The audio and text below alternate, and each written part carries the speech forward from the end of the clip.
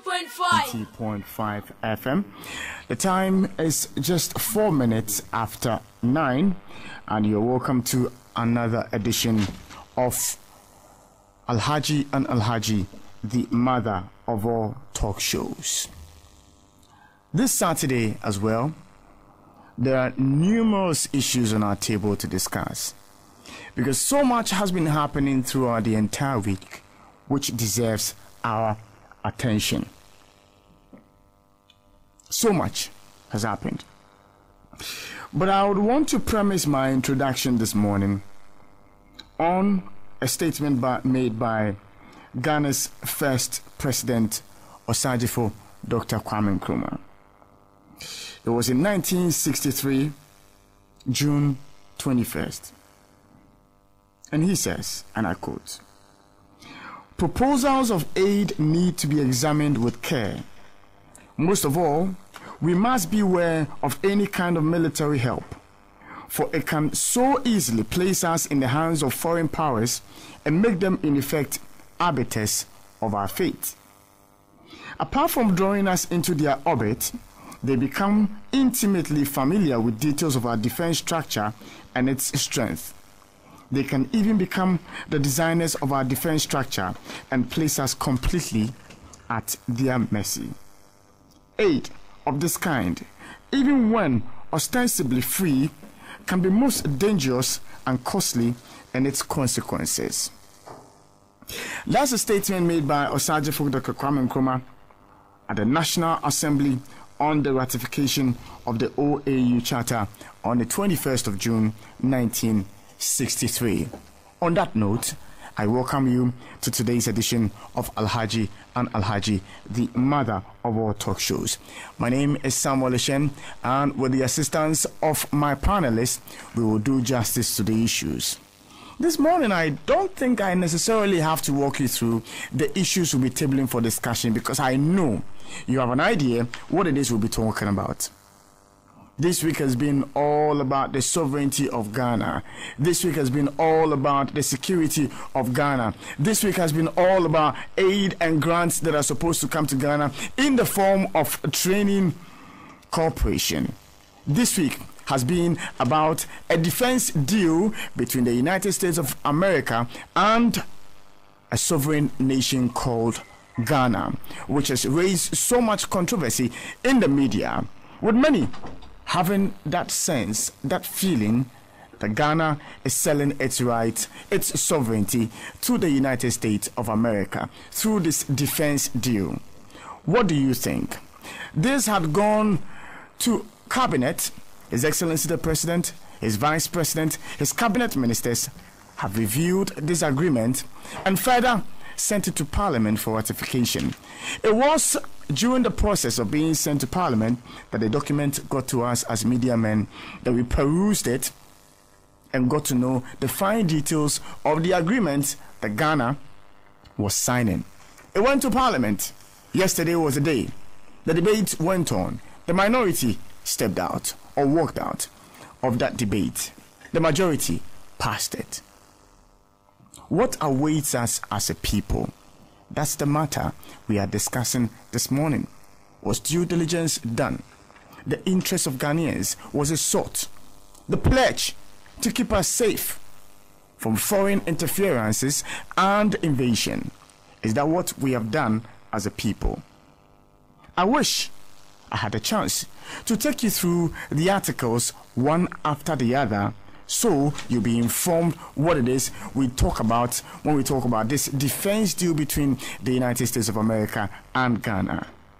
But this morning, I'm only a moderator, and so my guests will help me discuss this issue. So we'll thoroughly look at the Ghana-US military deal ratified in Parliament and its socio-economic and security implications for the sovereignty of our nation, Ghana. Within the same week, we heard of the Bank of Ghana taking over Unibank, a bank which is just some few days ago made steps and moves to take over another bank called ADB. What really happened? we interrogate these two issues right here on your power station, Radio Gold 90.5. Alhaji and Alhaji is the name of the program. As always, we update you with the latest, and interestingly, Daily Graphic has on its front page a picture of the songstress Ebony, and it says, Ebony goes home today. Parliament ratifies Ghana-US Defense Agreement, an RTI bill laid in Parliament. Ghanaian Times has on its front page, AMA evicts 1,000 slum dwellers, demolishes 91 kiosks. Ebony to be laid to rest today. Cybercrime investors lose 15 million Ghana cedis in 2 months. Man falls to death from Graphic Road overpass. That's all on the front page of the Ghanaian Times newspaper. Daily Graphic has on its front page, Daily Guide, a picture of His Excellency the former president and the sitting president Nana Addo Akufo-Addo. It says, Jail me, Mahama dares Nanado. NDC guru storm parliament over US military deal. Voter chief dismissed over OT region. And Baumia hails youth entrepreneurs. All captured on the front page of the Daily Guide newspaper. The Spectator, which is my final paper, has on its front page, Nkasai's prophecy fulfilled. Gini now district capital. You'll find on the front page of the paper a beautiful picture of Obobia Dako Opoku, and it says, my professionalism is apt. Angry birds chase thief. Okay, Spectator, you should have checked the spelling of thief. And Ebony goes home today. That's all on the front page of the Spectator newspaper for this morning. So that's by way of the headlines of the newspapers we have for this morning. So my guests this morning are Mr. Christopher Jr., the managing editor of the Insight newspaper, Dr. David Percy, student of history and politics. Alhaji ABF Husseini is the honorable member of parliament for Sanerugu constituency. Comrade Murtala Ibrahim Mohammed is the former deputy trade and industry minister. They would help me discuss the issues thoroughly today on the show. You're welcome to join us with your thoughts, your views, and your comments. That should come through Twitter and Facebook. Send them to me now using the handle at Samuel Eshen GH. That's how you find me on Facebook and Twitter. You add me or you start following me and start sending your comments through. I would read them. We're listening to live as well on our affiliates across the country, and so can you monitor us live on our website www.radiogold905.com. You can also monitor us live if you go to the TuneIn application and search for Radio Gold 90.5. You can also download and install the Radio Gold application live as well on the Google Play Store and monitor us on these platforms. Would be good to have you send your comments through now. So we start a conversation with lawyer Godwin Edrigi Tamaklo on our first matter, which has to do with this Ghana-US military deal, which was ratified in Parliament just yesterday. Good morning. Good morning, Sally. And let me use this opportunity to say good morning to my fathers. Honorable Alhaji ABF Husseini, and whilst I wait, my brother, I just want to announce that we are late. Senior ABF because of the ABF will say that when a man dies in the market, you don't announce it again. I want to announce so it. Because of last week. Because of last week. People are holding guns on the show. I'm waiting for you. Or he's also putting up a US base. Also, because you see, if you send your son to the hereafter, you may not recognize him. You may come in the form of a different person. And then let me say good morning to the cherished and ardent listeners of Alhaji and Alhaji. And the good people of Ghana. Today happens to be the day that the young lady, very promising artist, Ebony, is also being laid to rest. My deepest condolence to the family and all artists in this country. Now, to the issue for discussion today. We have had defense ministers like Brigadier General Smith, the likes of Senior Dr. Kumbo, and others. Now, when you look at their gravitas, their pedigree, and you compare it to Dominic Nitiwo, I mean, you sometimes, and I am not surprised. Look, to be fair, can Nitiwo stand in the face of the Chief of Defense Staff and make any sound argument before the man? Let's be fair. In fairness, the current CDS, okay, needs an opinion, and Nitiwo appeared before him. What kind of delivery can a man who says that because in the agreement you hear facilities and not base, it means that the Americans are not going to have a base in Ghana? It should tell you. I have looked at the document. I've also examined reference to previous agreement. One starting from a so-called 1998 agreement. I have read it. I've also looked at an agreement purportedly to have been signed by the Honorable Hannah Tete. I've read it. And I've read the current one.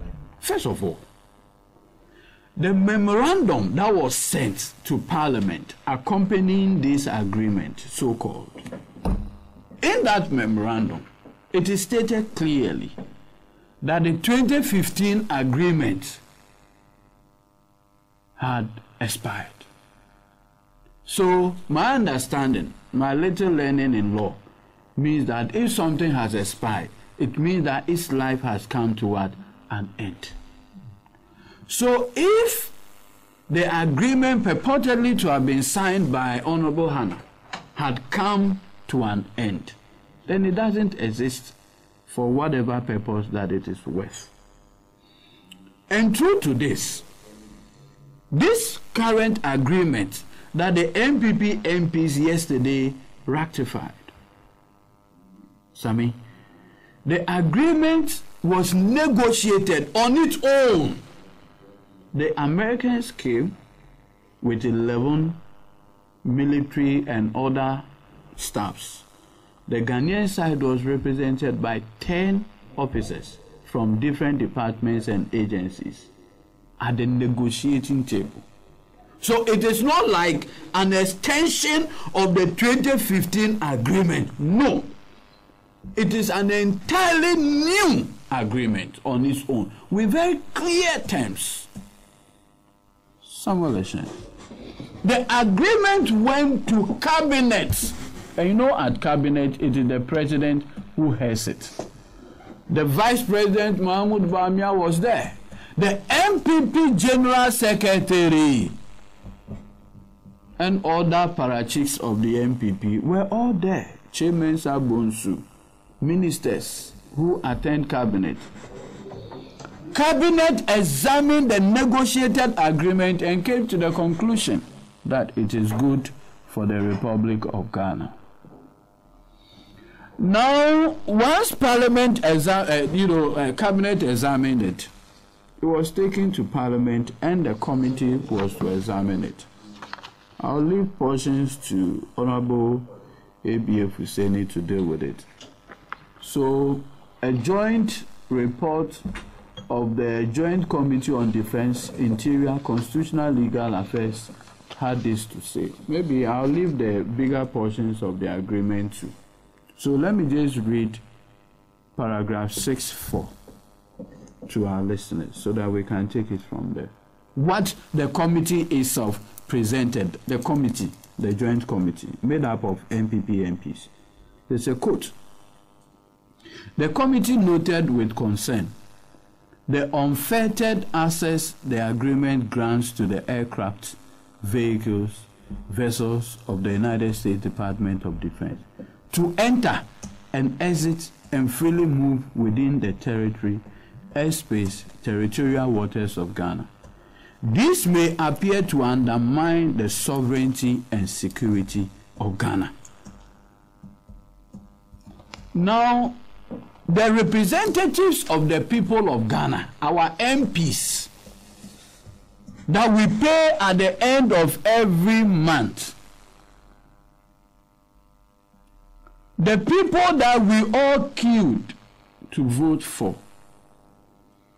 went to Parliament, examined the agreement that Nana Addo Dankwa Akufo-Addo okayed together with his cabinet, including Mahamudu Bawumia.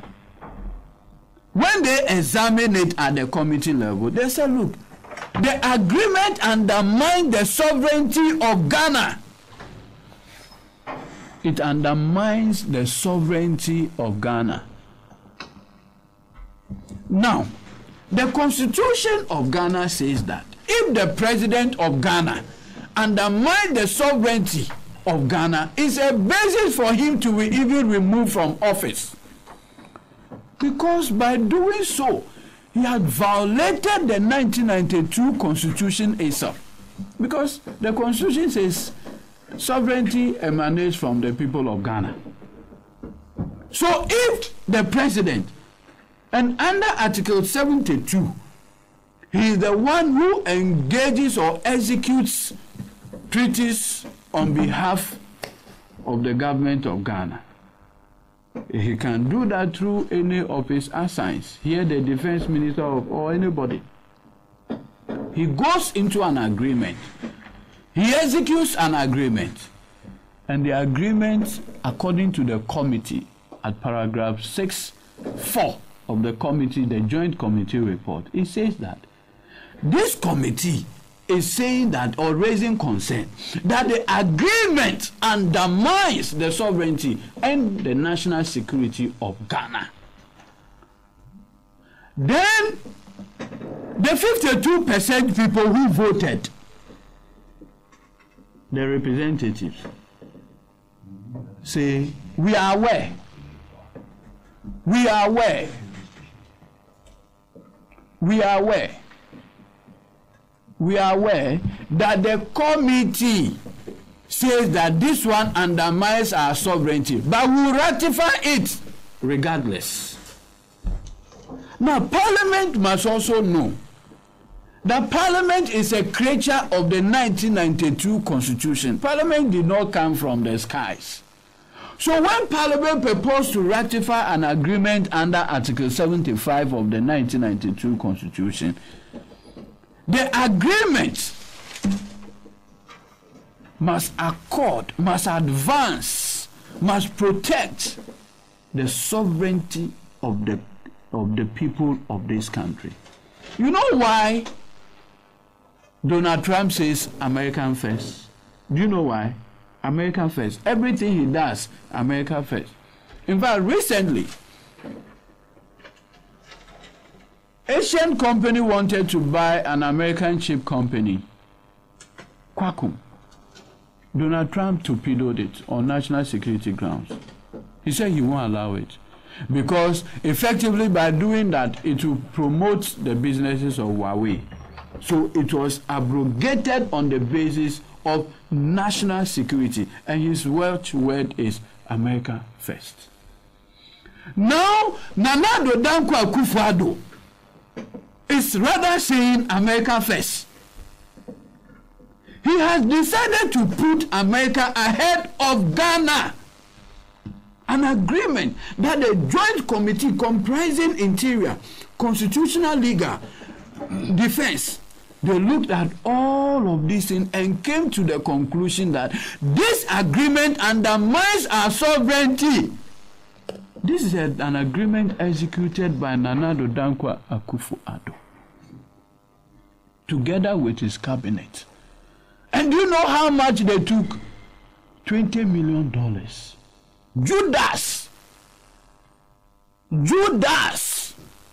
for little silver, pieces of silver, he betrayed Jesus.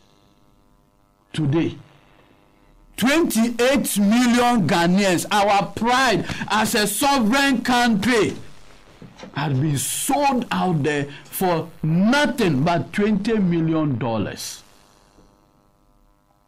Sammy Eshen, what wrong have we done? Look, what is wrong? That a man nurtures presidential ambition and he comes to tell people, you, try me.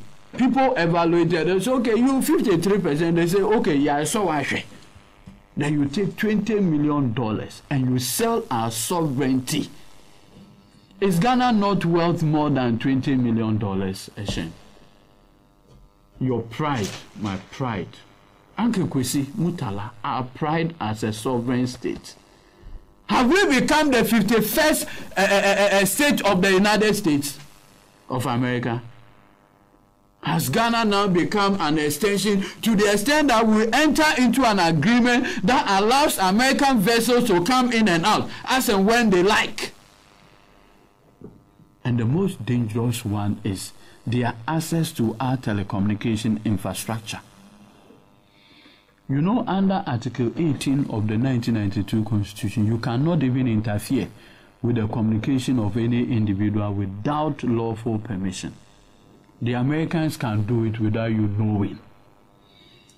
That is how cheap Nana Addo Dankwa Akufo-Addo has sold this country. And you see, I don't blame him. You know why? He is 74. Samuel Eshen, how old are you compared to him? He doesn't care. He has nothing to lose. So I am worried for young people of this country who do not know what Nana Addo has done relative to this agreement.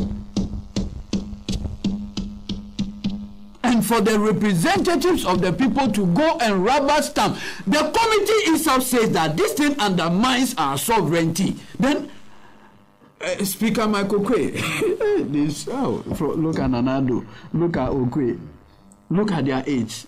They are same age mate. My brother, that's why Ghana is under the grips of a gerontocracy. Seriously, they have nothing to lose. They have nothing absolutely to lose. Why? One is over 80 years. One is 74. What do they have to lose? What do they have to lose? It is about you and I. It's about the young people of this country. Why? I've heard people say this agreement, the way it is, it becomes an attractive point. It attracts terrorists. It's possible. Because I do know that under international law or international diplomacy and politics, they often say the friend of your enemy becomes what? Your enemy. Just by being a friend of that country's enemy, you are naturally his enemy without more.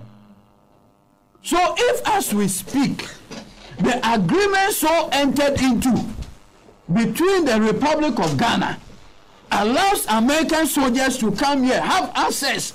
They can come into our airspace, waters and others and go anytime they like. Where lies our pride? Can any Ghanaian vessel enter the United States of America and move anywhere without American authorization? No! But Nana Addo Dankwa Akufo-Addo has done that to Ghana, and he doesn't care. He doesn't care, and he did that for $20 million. Judas, he sold Jesus for very little pieces of silver. There's another bizarre clause of the agreement.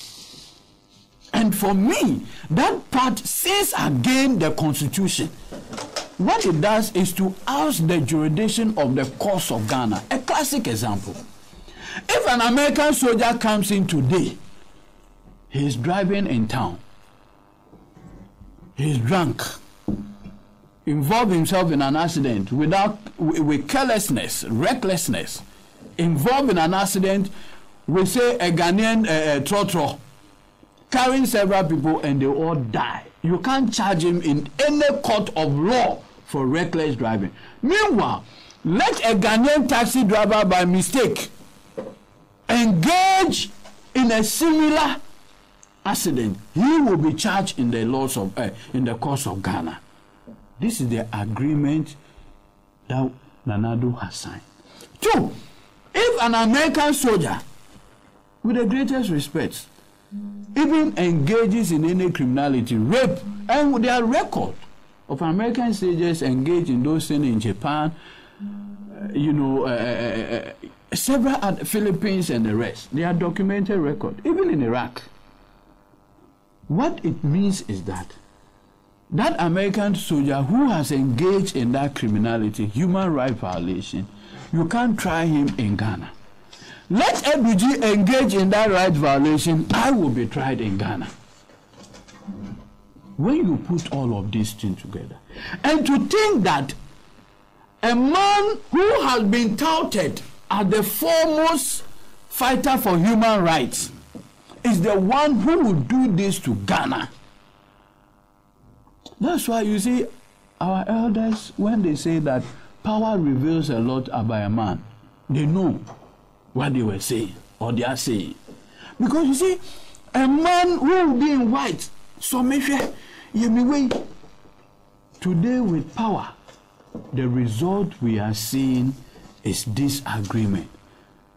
And for me, the NPP MPs, they must bow their head down in shame for rubber stamping this without any form of scrutiny. And the most bizarre justification is that in 1998, in 1990, and you see, for me, it's a perfect wake-up call to the founder of the NDC. Has he seen when the issue came, you saw their consolation? That even in 1998, he even signed it. Today, is he not saying that the Americans should not come? And then they are saying, you hypocrite. You hypocrite. 1998, you did it. Why are you talking today? These are people you can never trust. Look, when you have a pact with an NPP member, it's like you are having a pact with the devil. At the right time, they will betray you. For Nitiwo to even look at former President Rawlings and justify this particular agreement with a 1998 agreement that has nothing, that has expired, it's not even in existence again, just to justify this buffoonery, it should tell you the kind of person. And for me, I am saying that I am happy some of these things are happening. Look, there's a saying that, look, no matter what, as for your mother, you will be your mother. Your stepmother can be so nice, but your mother will always be your mother. Have you seen? Just when the matter became hot and they wanted a scapegoat, you know who they used? The 1998 agreement that was signed under former President Rawlings to justify their buffoonery today. In any case, even acts of parliament that were passed, the Local Governance Act, immediately they came to power, they went to parliament and amended the act to allow them to remove government appointees on the assemblies. So if you can amend an act of parliament, what stops you from amending those agreements? In any case, if those agreements were bad, what stops you from doing away with them? MPP, trusting an MPP person, it's like how Donald Trump trusted Stormy Daniels. You can never do it. When an MPP interest is at stake, it doesn't matter whether you are Jerry Rawlings, His Excellency, whether you are what, they will always betray you, because an MPP interest must always be advanced at all costs. Is it not shameful that today Dominic Nitiwo will look us in the face and lie with carelessness? As for what happened at the committee's level, Honorable ABF Husseini is there. He will deal with it at what happened at the committee level. If you look at this agreement in its entirety, It is as though the people who negotiated this agreement on behalf of the government of Ghana were on tramadol.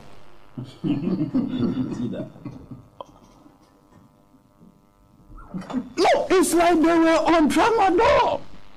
They were high on something. Because the agreement is so one-sided. Did they really negotiate?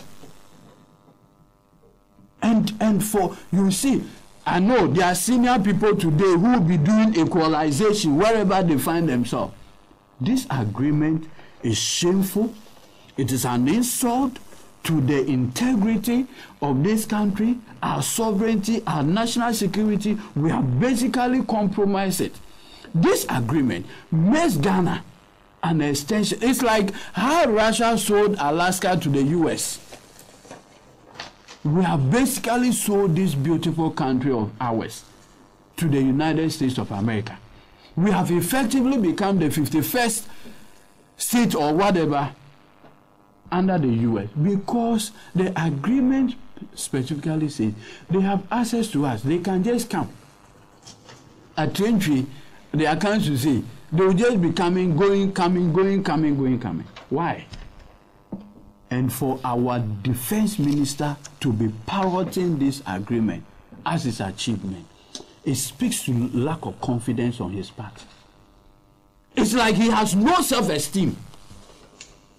When you engage in the kind of agreement he has done, you hide under the table. Because it's shameful. The committee made up of lawyers and what have you, review the entire thing and say, look, this one undermines our sovereignty. Then you're on the floor of parliament arguing that the thing should be rubber stamped to undermine us and for the law. And I've heard some lawyers all over the place saying they are going to challenge it. Let's see how it pans out. I've also heard the minority leader make the point that this whole agreement, they cannot be. Let posterity one day come and say, look, the NDC MPs were wrong in boycotting. But I have no doubt at all in my mind that posterity is going to judge the NDC minority favorably. All right. Finally, so that I don't lose my thoughts, so that you can.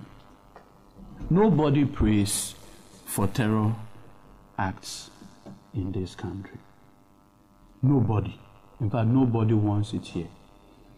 But we do know that the presence of French forces in Niger had made Niger a hotbed of terrorism. We do know that the presence of French and American forces in Burkina Faso had made Burkina Faso a hotbed of terrorism. So why do we want to do this to this country? Our mothers, our sisters, who sell in marketplaces, crowded places, by reason of this agreement. Are we not, Nanado, I am begging you, are we not inviting these terrorists? They do justification with the Gitmo scenario. In fact, in Gitmo too, at least we were providing, quote-unquote, so-called terrorists a place of abode. Is that not the case? When President Mahama said government was doing it on compassionate ground, the Catholic Bishop Bonsu said common sense is better than compassion. Where is that bishop today? Where is he? An agreement that undermines our sovereignty. What is his comment about it? It's not even compassionate. It defies common sense and logic. But they are quiet. Why? Bishop, pray for me. Pray for me. I need your prayers. Because this one, I can't think far. Today, we are no longer worried about terrorists. Nanado went to war and chastised President Mahama because of the Gitmo too. Today he sits. The God of Mahama works is a miracle working God. Because he has exposed the duplicity, the hypocrisy, the double tank of moral society in this republic. And you see, Dante Alighieri once said something. He said, those who maintain their neutrality in times of great moral crisis deserve the deepest place of hell. Thank you.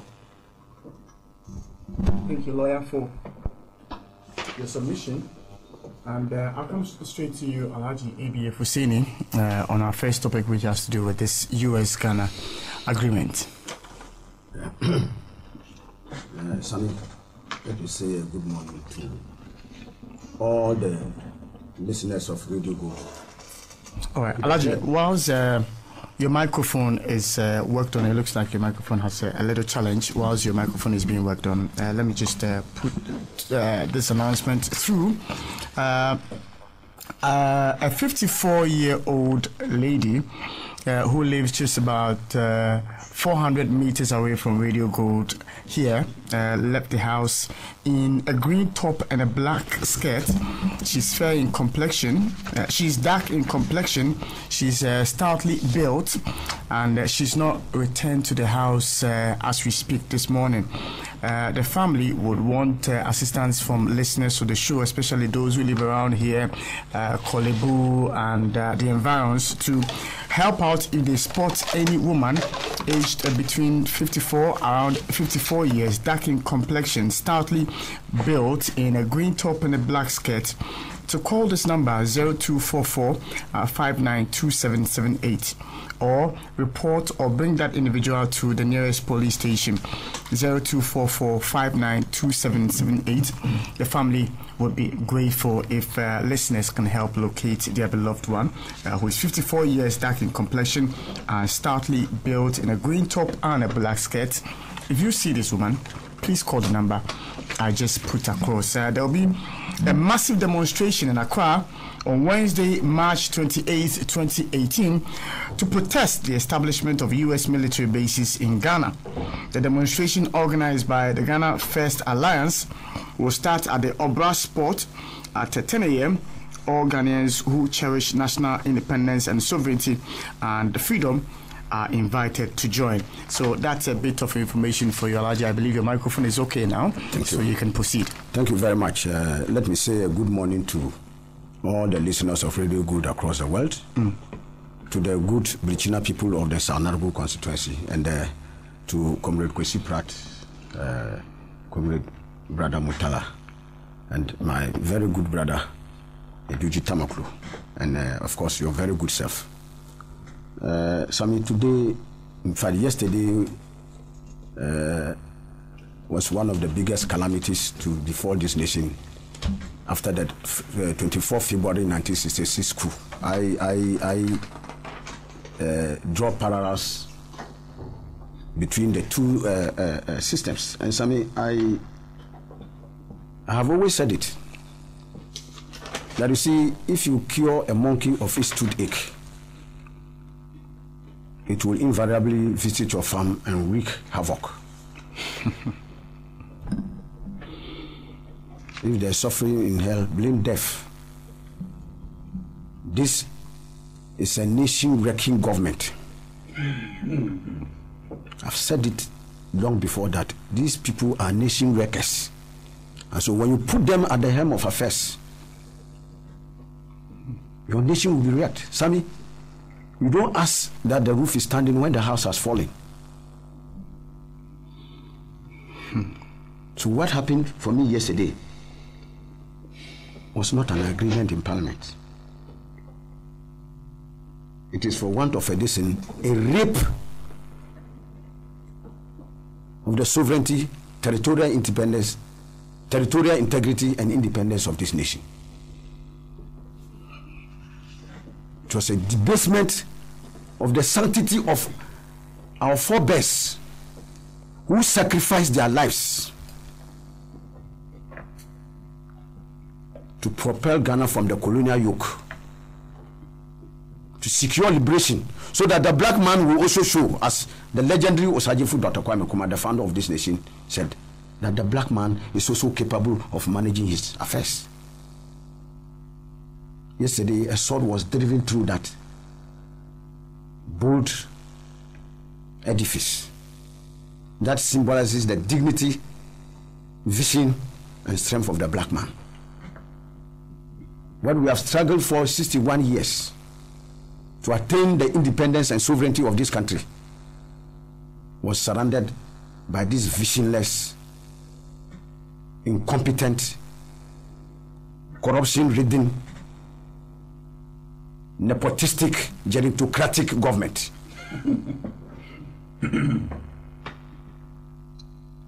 Jean, I have no doubt in my mind that all this comes down to the Akufo-Addo Bawumia leadership of this country today.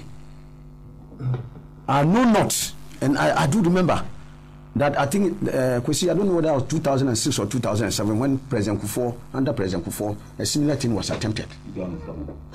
2007, yes.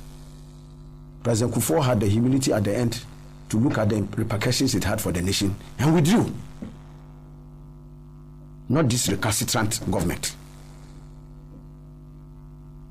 And so for me, the good people of this country now have to wage the battle in the court of public opinion and on the streets to redeem the sovereignty, territorial integrity and independence of this country. If we are going to rely on these people to protect the independence of Ghana, the territorial integrity of Ghana, the sovereignty of Ghana, I'm telling you, they will sell it for a measure of pottage. Sammy, don't expect anything different. If you make the hyena the caretaker of your kraal, don't expect to find one animal alive. These are the hyenas in charge. They will devour any living animal on sight. And I have no doubt, like I said, it's down to the leadership. Sammy, the testicle that would degenerate into hernia can be spotted the first day it descends. This government, when they came, what happened? They introduced into our political lexicon unprecedented levels of corruption, bribery, and compromising of debasing the sanctity of governance. We had for the first time in our history, one goat, one cow, one sheep, one appointment. So I'm sure you can remember that. When allegations were made that they were even trading positions, trading animals and other gifts for district chief executive, deputy ministerial, and ultimately ministerial positions. In the fracas between Otiku Jaba and Burinabu. It came up. What was the reaction of the party? They brought them here and convened a national council and asked them to write apology letters and go back and say no more. It went to the presidency, where the presidency was sold. You saw the allegations that were made first by A+ and others. And then later, by the cash for seats, where the presidency was sold. So, from selling at the local level, they sold at the ministerial level. Now the presidency itself was up for sale. They sold the presidency. So after selling the presidency, where would they go to sell? They are now selling Ghana. I want you to see the logical progression of these people. It is important for Ghanaians to see them and know them for who they are. If they smell money, that's why I said that if you make the hyena the caretaker of your kraal, you devour everything. So I have said it, that it is down to the leaders, President Nana Addo, Akufo-Addo, and Dr. Mahmoud Bawumia. This Dongomi sale of this country is down to the two. But you see, my brother Bibi Tamoklo talked about Nito. You see, first and foremost, if the landlord has told an eloquent story of his house, who is the caretaker? But even if it is a wise caretaker, a caretaker of pedigree, a caretaker of substance, because I'm sure that after functioning for one year and 3 months, The overwhelming majority of Ghanaians are left in no doubt that Honorable Dominic Nitiwu, Minister for Defense, has been overwhelmed by the job. He doesn't have the competence, the capability to measure up to the job. He's wearing an grossly oversized shoe. He will stagger. He cannot. He will stagger and fall. And I would come a bit to the reasons why I say he's demonstrated crass incompetence, recklessness, and worst of all, some arrogance. Arrogance for certain crass acts of lawlessness. Look, you go and burn 14 tipper trucks. You issue instructions for the burning of 14 tipper trucks, an excavator, motorbikes, and to borrow from my brother Kwesi Pratt, an extremely foolish act. You commit this brazen act of lawlessness, and then you have the effrontery to come to Parliament and beat your chest like a typical Tarzan. That you have done it. You are even looking for the people to arrest them.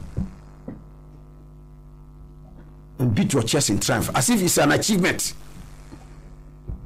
for that such crass acts of lawlessness in a democratic dispensation. And coming from the north, when you know poverty levels are so high that hundreds and thousands of people depend on these things that you've set ablaze for their livelihood. And wondering if he wants to test his popularity, he should venture alone and go to Tamale or go to what do you call it, Kumbunu, in that area where he bent those things, and the people will welcome him with flowers.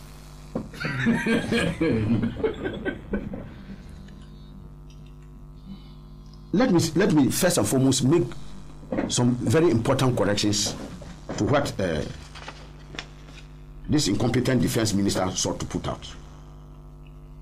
He says, for instance, that it is the minority NDC who constituted the majority, and for that matter voted for the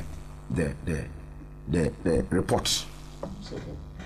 Can you believe it? Even as a member of parliament, he does not even know that the Joint Committee of Interior and Defense, as well as legal and constitutional.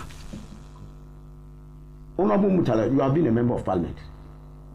Who has majority? Which side has majority in those places?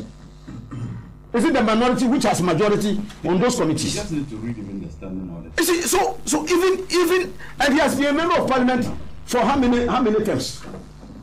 He doesn't even know. And this is the defense minister of Ghana. He doesn't even know. And even at that committee, well, I'm challenging. You should show the votes and proceedings at that committee. If the vote was taken, there was none. There was none. I'm telling you, there was none. And you cannot show what doesn't exist. Because the minority championed a position as a collective through its ranking member, Honorable James Agaga. So there was none. So you have a minister of state who can lie so profusely to the good people of this country, to the point that he can even distort, fabricate, concoct, and peddle such levels of falsehood, even about constitution of standing committees, the select committees, whose membership is not in doubt. There is always the majority, the side of government, the majority that has majority on those committees. This is him. Sabi, in the memo by the defense minister, dated 14th March 2018, to be sent to Parliament, in the last paragraph of that memo, the defense minister wrote that he was sending a bill to Parliament for rectification. Not ratification. Please, not my English. He said he was sending it for rectification. Correction.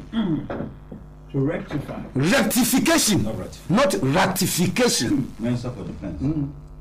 This is a minister for defense, and a government that tells its credentials that they have the men. This is the man they have for defense.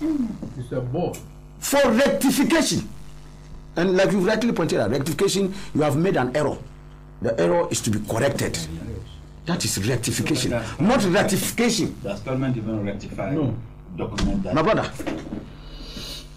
captured in that this thing of Dominic Nito. No, they say Nitio, sorry. Well, I don't want to get into that. So, what was before Parliament in the first case was not a matter for the ratification. In fact, like the Honorable Minority Leader pointed out when he was summarizing the position of the minority, that there's nothing before the House. Because even the minister himself was sending something to be rectified, not to be ratified. Okay? So, the business of even talking about a bill before the House, was that a bill? You are sending something to the House to be ratified, and that even constitutes also a bill. What have the people or good people of this country done to have this incompetence inflicted on them? Crass incompetence from the government and from its appointees. This is the defense minister who has the effrontery to stand before Parliament and throw his weight about, because power has gone into his head, and he thinks he's the alpha and omega. My brother, Sami, I'm sure that, as I've always said, a man who has died in the market doesn't need his demise notice to be propagated again. It's already an open thing. So for Dominic Nito, he has died in the market. I don't need to waste more time on him. Let me make some preliminary observations before we go into the substance of the treaty itself or the agreement. You see, the Americans have, especially under Donald Trump, they have enunciated a policy of America first. Those of us outside have our serious reservations about American policy, especially as it relates to the rest of the international community, because we believe that this is a global community that must function on the basis of shared interests. And so people criticize it. But Donald Trump stamps on his decision and says, President Donald Trump stands on his decision and says he was elected by Americans. And so he has a bounden duty to uphold the interests of America first. We may begrudge him.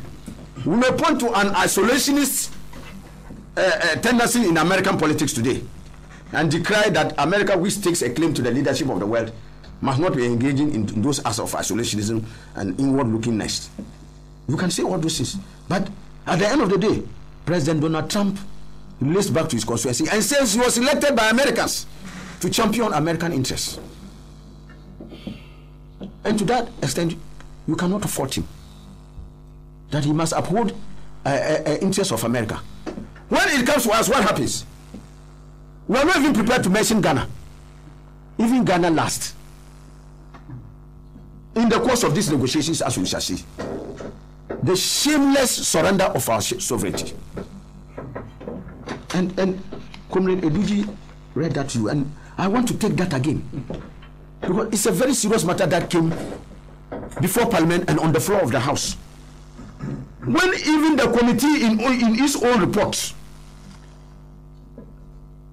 by virtue of the presentation made by the minority, came to the realization that the sovereignty, territorial integrity and independence of Ghana had been compromised by this agreement. And I read again provision 6.4, freedom of movement of vehicles, vessels and aircraft. The committee noted with concern the unfettered access the agreement grants to the aircraft, vehicles and vessels of the U.S. Department of Defense to enter, exit and freely move within the territory, airspace and territorial waters of Ghana. This may appear to undermine the sovereignty and security of Ghana, unquote. Kwesi, this is even on the committee's report. This is on page 6 of the committee's report. Clearly, coming out to make a finding that this undermines, in no uncertain terms, our sovereignty and also the security of the nation. And yet, Kwesi, we go ahead and approve something that we ourselves say even kills our sovereignty. There is this issue about whether it is a military base or it's not a military base, and it is one more demonstration of the ineptitude of our defense minister. Look, the defense minister says there's no military base because there's no point in the agreement where there is the word called military base. So because you have not put the word military base, I may want to describe Kwesi if I don't call Kwesi Pratt by his name, and I say the managing editor of Insight. Since you didn't mention the name. I have not mentioned Kwesi Pratt, but I've said the managing editor of Insight. Who is the managing editor of Insight? My brother, just even the agreement, you don't need to go far in this agreement, and I said I will come back to it. It talks about this issue of granting unfettered, unimpeded access to facilities and areas. The whole runway. In the agreement, it says it grants unimpeded, unfettered access to facilities and areas. What are facilities? Not base. Well, facility is something hanging in the air. Dominic Nitu's definition. Facilities are arrangements of things on territory on the ground. And we are talking of areas, geographically contiguous areas in the country that are allocated for the purpose of the free entry and exit of American forces and their contractors. What is that called? If you give somebody full control of a territory, of a certain space, of certain area, of certain facilities, that person alone has full access to, even indigenous and others cannot even enter there. What do you call that place? And we have a defense minister who cannot even know that when you do that, what you are doing is granting a military base. He doesn't even know that as a defense minister, and he's sitting in office gleefully beating his chest as a minister of defense. Incredible. It is only under the government of Nana Akufo-Addo Bawumia that you can have such crass level of incompetence and ineptitude. My brother. So the issue about the existence of a military base is not in doubt. Indeed, look, the defense minister was saying that he had written to the Americans, and the Americans gave him an assurance that there will not be a military base. And so that is his comfort. God of mercy. This is how a defense minister acting on our behalf can handle the sovereignty and independence and territorial integrity of this country. This letter that he claims he has written, members of the committee wanted to find out. They asked him, what are copies of the letters? He never tendered any such letter before the committee. The assurance that was given the Americans, was it verbal or written? He should have tendered all before the committee. So he's relying on the fact that what the Americans tell him is enough. This is the Minister for Defense of Ghana today. So there can be no doubt about the fact that we have created and given unfettered access to facilities and areas which, even to the untutored, the unlearned, knows that it's nothing but a military base. So Mr. Nitiwu, I'm not sure Ghanaians will buy his incompetent explanation that there's no military base. Ghanaians know that today, as we speak, there is a military base. Answer me. I hear recourse also by the defense minister and the government to the decision that what they are doing today is not new, and that the NDC, as it were, in 1998 and 2015, did similar things. Answer me. The documents are here. Those notes verbal, those were exchange of diplomatic notes and others to deal with cooperation. Yes, in a sense, you can say that there were agreements on some aspects of defense and military cooperation. There were some aspects of defense and military cooperation. But never can you make a comparison of the two. These were in respect of dealing with issues of logistics in both cases. Dealing with issues of logistics. Never on any of those occasions in 2015 and 1998 were unfettered, unimpeded access granted to facilities and what do you call it? Areas. Never. It never did happen that we had these things coming up. Look, even in the committee's report, it observed, and I'm trying to get that area to read it out to you, Sammy, where they talked clearly about the fact that this was a new agreement. Indeed, let me make it abundantly clear that at the time that this agreement was in the process of being negotiated or taken through, there was no agreement. All the previous arrangements that had been in place had all expired. And so you can say without any iota of doubt that there was no standing agreement as of today that necessitated the comparison of the two. Now, if you go to page, I think the same page 6 on bullet point 6.3, captioned additions in 2018 agreement. And I read, Sammy, it says what? The committee also observed that this agreement is an enhancement. Sammy, listen. This is the committee report that was submitted on the floor of Parliament yesterday. The committee also observed that this agreement is an enhancement over the 24th February 1998 exchange of notes. 24th February? Yes, that's what it says here. 1998? Yes. Very significant. Yes. Of notes in certain respects, such as third-party damage claims, as per Article 15, payment of compensation, as stated in Article 6(2), pre-positioning and storage of materials, as provided in Article 7, unimpeded access, as in Article 5, and settlement of disputes provided for in Article 8. So, can you count the number of even changes and differences?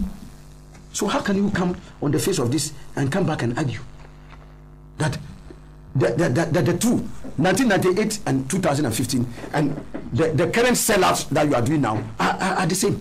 When even the committee in its report before the floor of the House even makes these material differences, in addition to all these differences that we have talked about. So, Sammy, that's why I'm saying that it is comparison that disgraces a donkey. When the donkey alone is running, you think it is the fastest animal. Let the horse join the race. The donkey will smoke the dust of the horse. Today, the MPP, after touting all, we have the men. My brother, look at the men they are presenting to us. The likes of Dominic Nitiwu in strategic places such as Ministry of Defense. And these are the kinds of arguments. So, no wonder you will come out with reports like this. Sammy, I have also heard that because the NDC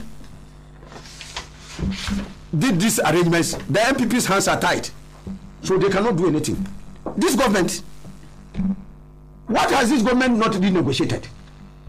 When they came to power, they said that any other thing that they thought was not in the national interest. Is that not what they said? So, didn't they even send a conflict of interest reading committee led by Mr. Addison to go to Turkey? Yeah. To go and renegotiate the power deals the NDC did. Why was that not cast in the same iron that they are talking about? They have come back and they said they have renegotiated many things. So, assuming without admitting that the NDC had done a very bad deal, and they come into government and they know the deal is not in the national interest. Why? They are saying they have been stopped. They have been stopped from renegotiating that deal. If the deal was present, and we have pointed out, there was no deal present. All those other things had expired. And that is why they themselves admit that in the renegotiation, they have to do an enhanced agreement. So I think that, look, as has been said many times, these people think we have sand in our heads. And so they can treat us with the level of contempt that they are doing. But I'm very happy that the good people of this country are not only sensitized on this matter. They will show this government that they will not stand for the sale of their sovereignty. The hard-won independence and territorial integrity of this country will not be allowed to be sold for a mesh of pottage, for them to use as part of their philosophy and practice of grabbing. They are just here to grab and grab and grab, like Nana Obri-Bwahin. And Nana Obri-Bwahin is not an NDC man. He's an MPP man.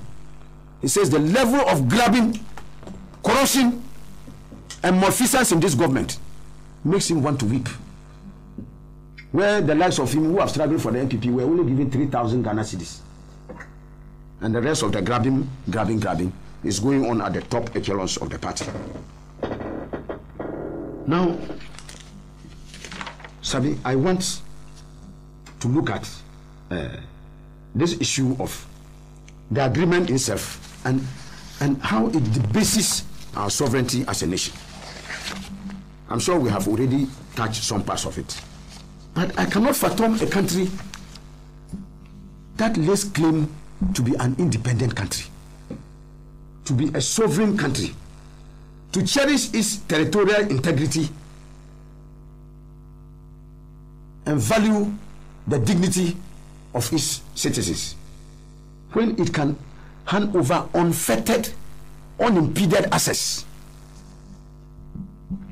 to military personnel and contractors of a foreign power. In fact, if you go to the agreement, right from the preamble, it states in no uncertain terms that, and let me read that. That is one, the first page, bullet 1. Parliament, they say even it should be parliamentary action required. They can't even get things right. Parliament action required. Okay. Parliament is hereby respectfully requested to consider and approve the agreement between the government of Ghana and the United States of America. This is not the memo. The memo, what Nitiwu said about rectification was in the memo accompanying this. And that the government of the Republic of Ghana on defense cooperation, the status of the United States forces, access to and use of agreed facilities and areas in the country. It goes on to talk about granting of unimpeded access to these forces and to contractors. My brother, when you say you have granted unimpeded access, unfettered access, so I mean, what you are doing is that you are giving exclusive rights to that country and its forces and its contractors and its assigns to enter, leave, free entry, free exit, and even total control. And some you go and look at countries where not even just the US has military bases. Those areas are exclusively for the use of this thing. No foreigners can come in there without their authority and consent. So even in your own country, you are stopped from coming anywhere close to those areas. They are restricted areas. Citizens lose their rights. And worst of all, in this particular one that we have done, Sammy, we have granted exclusive rights to the US to the point that even our generals, even our military high command, have no rights to even come in and near those bases. We have also granted them unfettered right to import and export out of the country anything they want. So, Sammy, if they want to bring nuclear weapons, surface to air missiles, ground to air missiles, what and what to what missiles, chemical weapons, anything they want to bring. Number one, we have no even right to even monitor, let alone know what they are bringing into this country. Can you see the implication of this?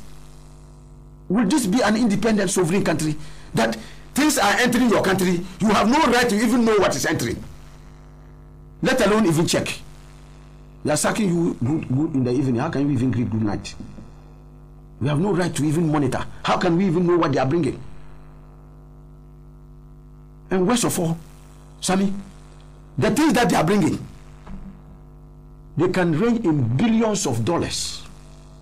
Because they say they and their contractors can bring in anything. And so this can range in billions of dollars. And they are not going to pay one dime. One kobo, they will not pay.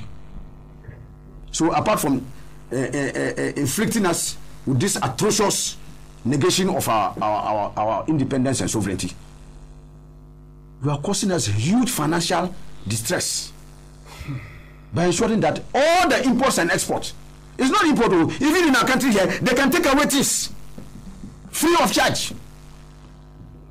Sammy, go to the port. See, Ghanaians are crying. Ordinary, hard-working Ghanaians trying to eke a living for themselves and their families and dependents. A lot of them have their goods now on the verge of being confiscated at the port because they cannot pay duty.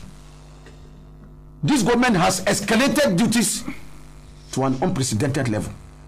I've heard people say, importers, and a lot of them have been on air, I'm sure all of you have heard it, where they have said that things they were paying for, say, about 80,000 under the indices. Today they are paying over 200,000. Some of them they can't even pay. And they threaten that they will abandon the goods for the MPP and wait for them in 2020.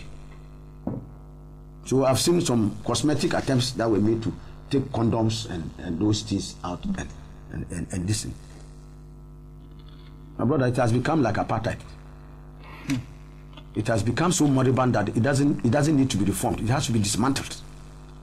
So they dismantled all those measures.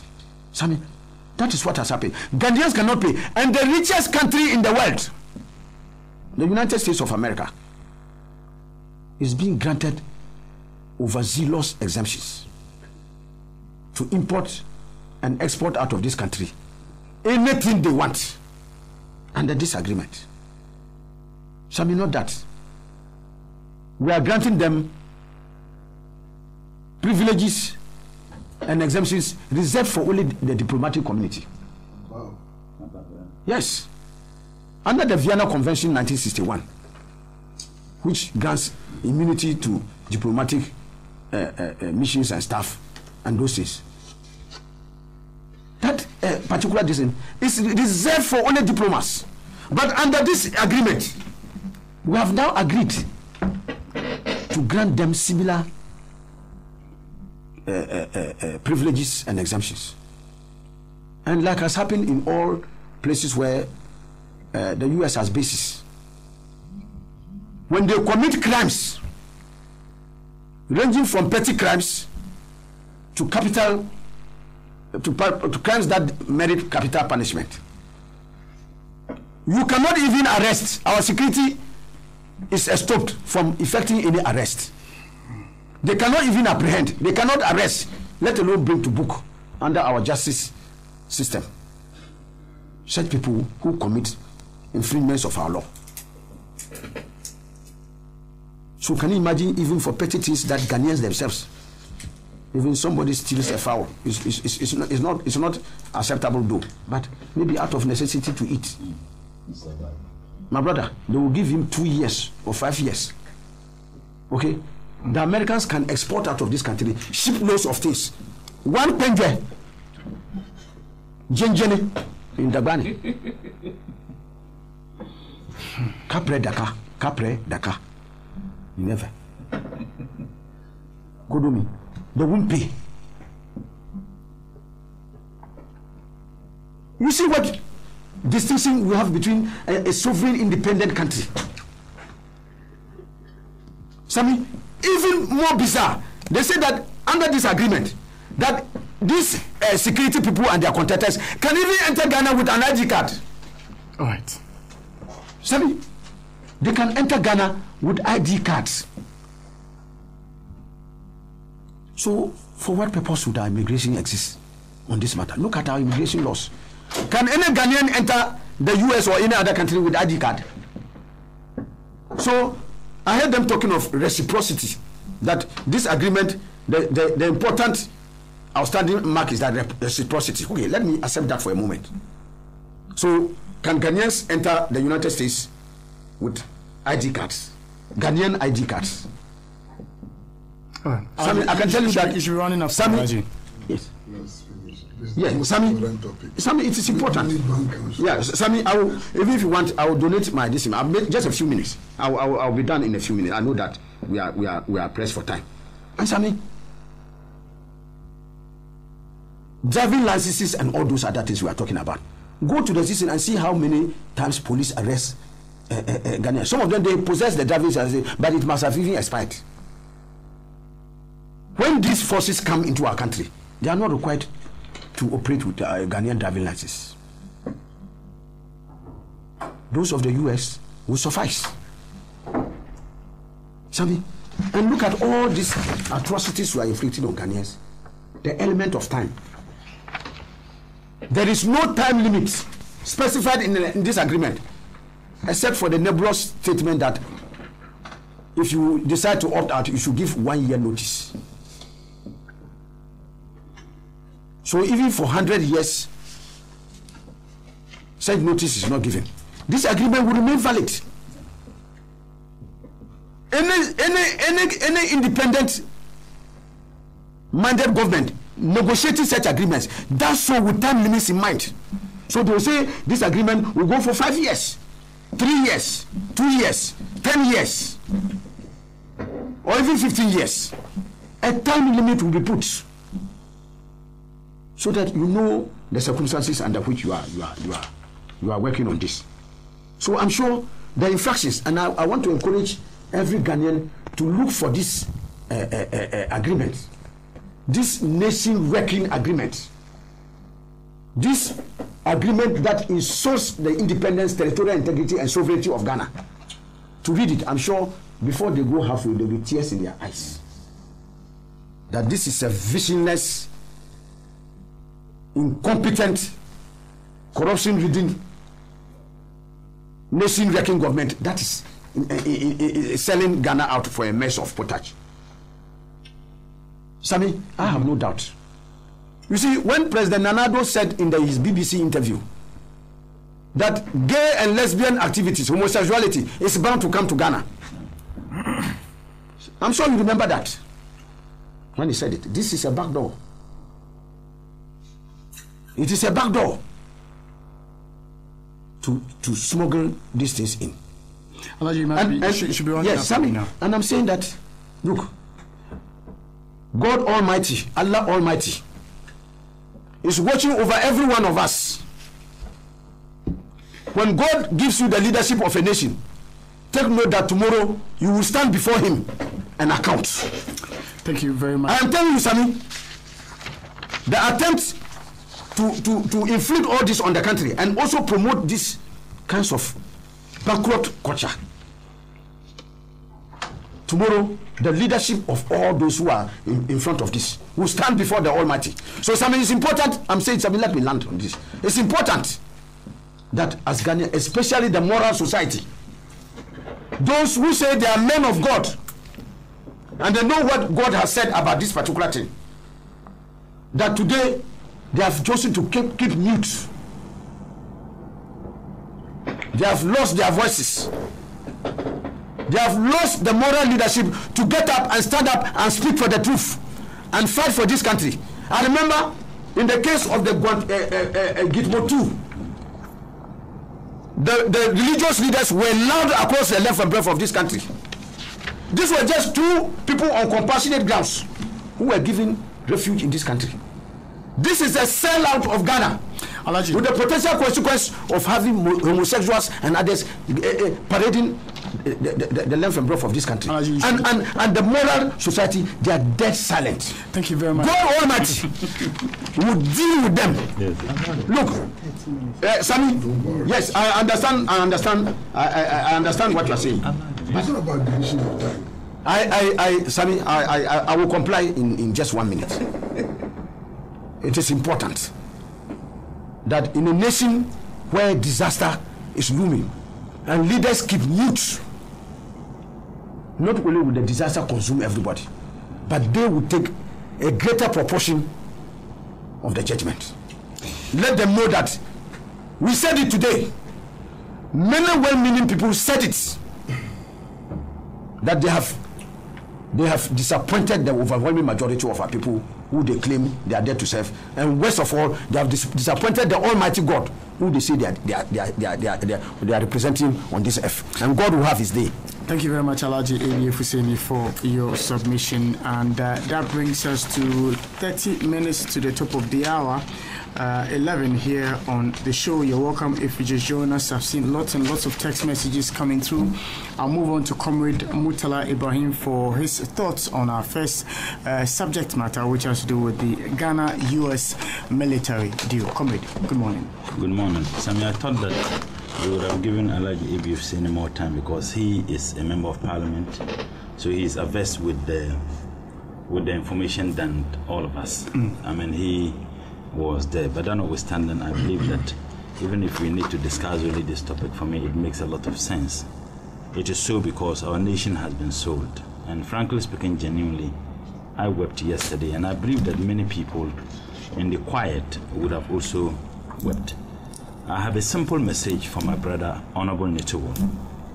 In politics, you can be raised, praised, and erased. That is one thing he must always know. In politics, you can be raised, praised, and erased.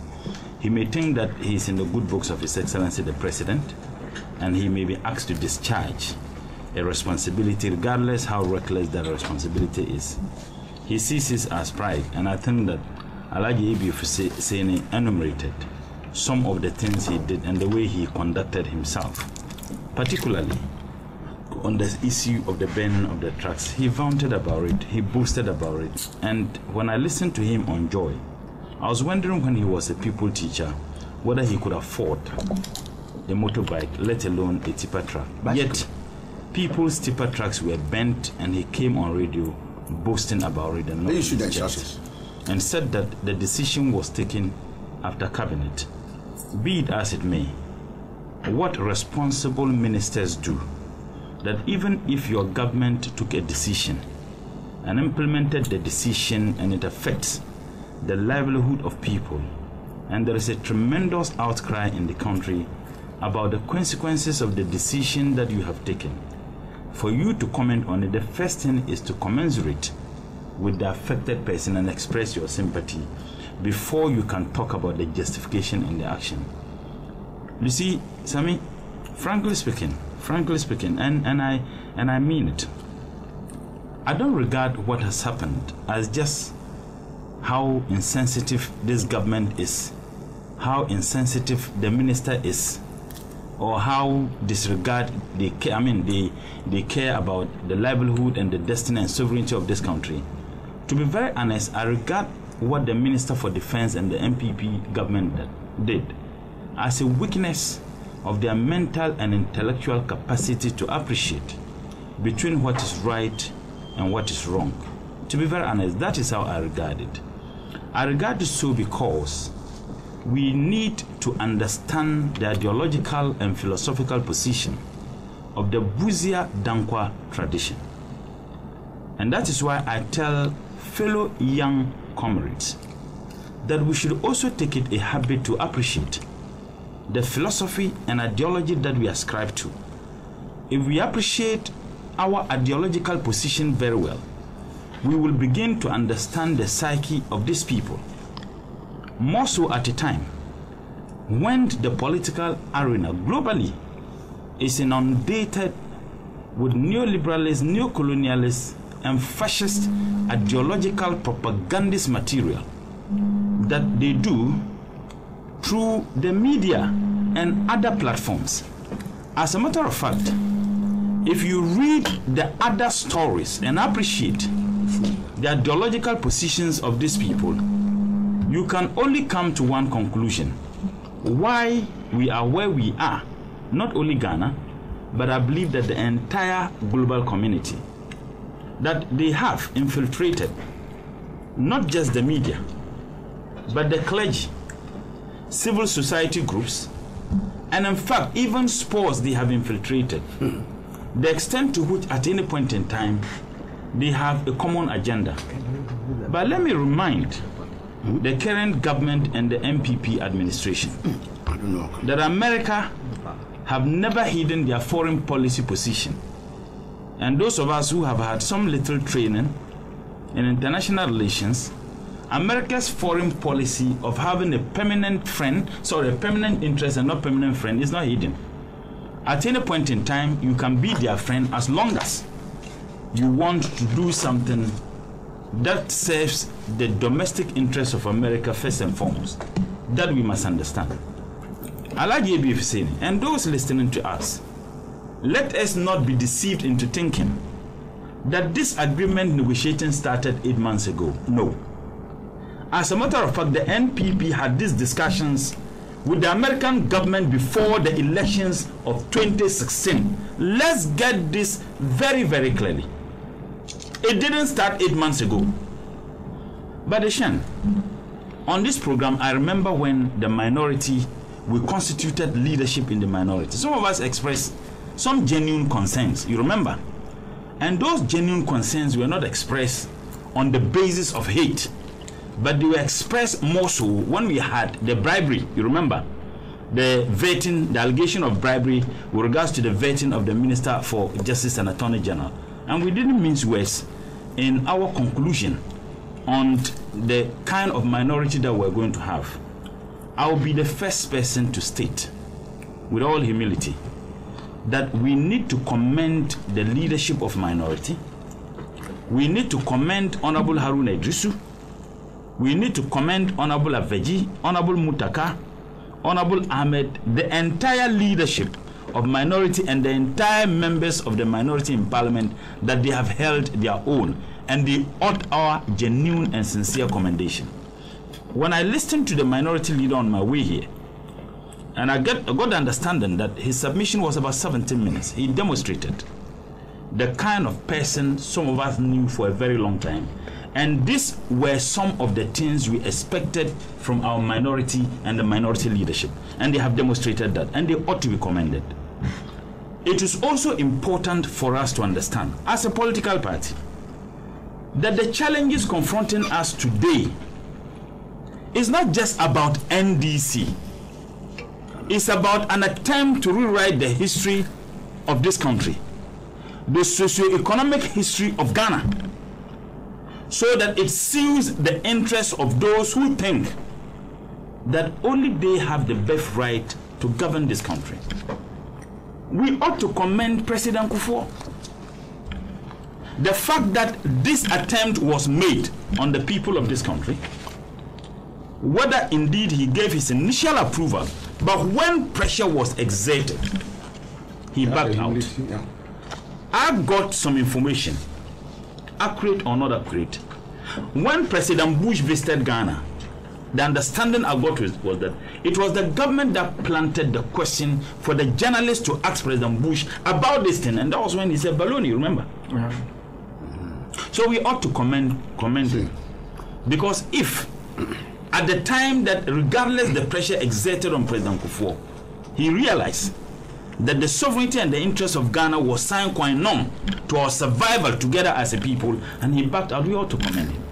But Eshen, I talked about the need for us, those of us young ones who have agreed to be social democrats or leftists, to appreciate our ideological position by reading the books of Lennon. Nkrumah mentioned them. If you can't even read those books of Lennon and others, read the books of Nkrumah to appreciate it, because it arms us intellectually and effectively, efficiently, to be able to confront these fascist ideological positions that have been pushed down our throat. And they do that intelligently with several platforms and several institutions. We need to appreciate that, because if you do not, you will understand the psyche of these people and why they will get into absolutely immoral decisions, regardless the consequences of those decisions on our survival as a people. We need to have an appreciation of that, because what happened yesterday was not only a calculated slap on the faces of the people of this country, but it was a calculated slap on our integrity as a people and our sensibility. Frankly speaking, when Karl Marx said that religion is the opium of the masses, I think I will coin a term and say politics can be the opium of those who do not appreciate it. And frankly speaking, Nkrumah was not wrong when he described the Buziya Danko tradition and their element as people with narrow intellectual and political horizons, but they always see themselves as the leading stars. They have the intellectual capacity to do anything, and therefore when they are doing the things they want to do, let no one raise the finger. That is the kind of demonstration, the kind of people we have. So Eshan, it should be made clearly that this negotiation didn't start 8 months ago. These were the assurances candidate Nanado and Dr. Bawumia gave the Americans, and for which reason they were profoundly involved and engaged unethically in our politics and in our elections in 2016. These were the assurances. Is it out of nothing that President Nanado traveled to America and assured the Americans that he will help them fight terrorism, and less than a month or two, this thing is happening? Now you have a Minister for Defense, with all due respect, who is not intellectually equipped to address, in fact, psychological and emotionally and morally equipped to address issues like this. Yet you have such a demagogue as a Minister for Defense, who will peddle falsehood on a matter that is critical to the survival of the people of this country. You listen to the minority leader. The issue is not just about certain issues, infractions that they cannot be determined by the courts of Ghana. They cannot be determined by an international court. Mind you, there have been a lot of such pacts and negotiations and treaties that Ghana has entered into with our neighbors. Take ECOWAS.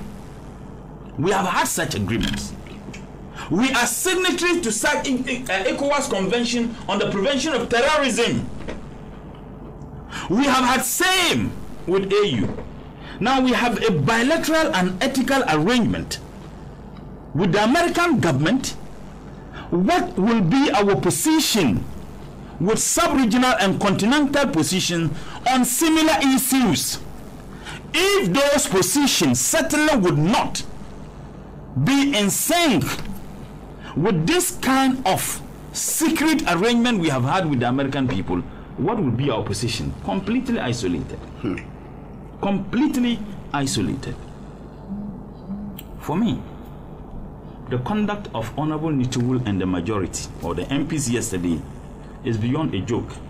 To be very honest, if I must give an opinion, I think it's complete madness. I do know that there were a lot of MPs in Parliament from the majority who have expressed resentment misgiven about this, but they were so cowardice, absolutely cowardice, that they could not state their position. And you see, Chen, I said this because let no one tell me that even if NDC was also in position and we took such a decision, a lot of us would have. Chen, go and check the standing orders. In fact, the hands that I made a statement and condemned LIP on the floor of Parliament, even though I knew that LIP was a policy that the NDC continued from the MPP. I spoke against it. And I was virtually verbally lynched. And I can tell you several instances where you had members of the majority at that time who spoke against certain policy decisions of the NDC government. You can't find that with this. You can't find that with this. Now, frankly speaking, I am confused. You don't even know whether did we go or did we come. You don't even know. Now you have a minister for defense who repeatedly tells us, oh, that yes, the NDC did same. Parliament is a house of records. Submit the very thing you claim that you are continuing. That it is they are continuing with, even though the memorandum that they themselves that accompanied this particular thing says that this is something that they are doing, and they describe it as enhancement. Now the question I ask Honorable Nitiwul and those who listen to him, the question I ask them is that in the so-called previous arrangement that we have had, did we cede our aerospace to them? Did we say that they would have unfettered access to certain facilities? Did we say that they bring in equipments or whatever that will not be searched by our customs or anywhere? Did we have that? Did we have in it that they will be tax exempt? Did we have in it that they will come to this country and then drive vehicles, their contractors and military, without the need to go and have a permit, a license properly, so to speak, in Ghana to be able to drive? Did we have in it that when there is any infraction, our laws in Ghana cannot determine any case? Did we also have in it that even international court, no court anywhere can go there? Did we have that? If Honorable Nitiwul and the MPP cannot provide us this evidence, then they should just shut up and tell us that they have sold this country. But you see, Eshen, let us not be surprised about these issues. These are a group of persons who said we were not even qualified, we were not prepared for independence. The same Buze Dankwa tradition. That Ghana was not prepared to the extent that they led a team to the Queen and said that it was just charlatans who were clamoring for independence in Ghana and that we are not prepared for independence. Didn't they also vote against the motion of destiny, a motion that occasioned the processes of ensuring that we are liberated as we are today? Didn't they vote against that motion? They did vote against it, and it is captured in the parliamentary handouts. They voted against it. So clearly, they have always made their position very clear. They have always made their position very clear. So that is why I say, if you appreciate where they are coming from, it won't be surprising to many people why they have sold this country. And don't be surprised why a section of the clergy is in a complete state of incommunicado. The reason is that this fascist and right-wing political elite globally have infiltrated all those bodies. If you do not fear anybody, but don't you fear God, that you spoke against certain things and today you are quiet. Do you fear God? Do you fear God? You don't. You had 82 individuals who were brought into our country. Some of them are selling people without any shred of evidence against or haven't been engaged in any terror act. That on compassionate grounds we accepted them.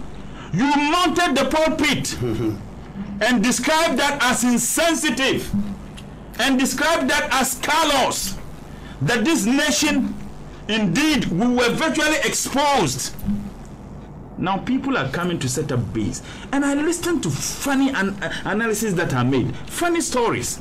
That yes, the American government is giving us compact, Millennium Compact. They are giving us ABC. Those people do not appreciate the kind of business the Western America does with Africa, it is not free. As if they don't gain anything from us. As if they don't. So, Eshen, if I give you food to eat, because I provide you food to eat, I come and tell you, walk naked. You are coming to Radio Gold, walk naked. Because I give you food to eat. Look at the two countries in West Africa that they are going, Senegal and what? And Ghana. Very stable countries. You know why? This arrangement is beyond just America. It's the fascist and right-wing arrangement. They certainly could not do that in Senegal without the connivance of France. They certainly could not do that. So it's beyond that. Eshen, I'll tell you a story. After we lost the elections in 2016, I had an encounter with a foreign ambassador. Comrade Kwesi Pratt is here. I shared some conversations with him. And he told me the people they were going to prosecute just immediately we lost the elections. I'm telling you this. He told me the people, and this I told leadership, some leadership. It wasn't something I kept. We have begun seeing the prosecution of those people. Wow. 2 weeks after we lost elections, 2 weeks. So let no one be deceived into thinking. And I can tell you, after this, I will mention some names, and don't be surprised, next prosecution, they are the people they will prosecute. Wow. Because those names the person mentioned to me, almost all of them have actually been invited, Yoko and others. I know that for a fact. 2 weeks after we lost the elections. So that is why when we're discussing Dr. Opuni's issue here, and I said the earlier NDC we realize it is not just about an individual, regardless how we might have hurt each other.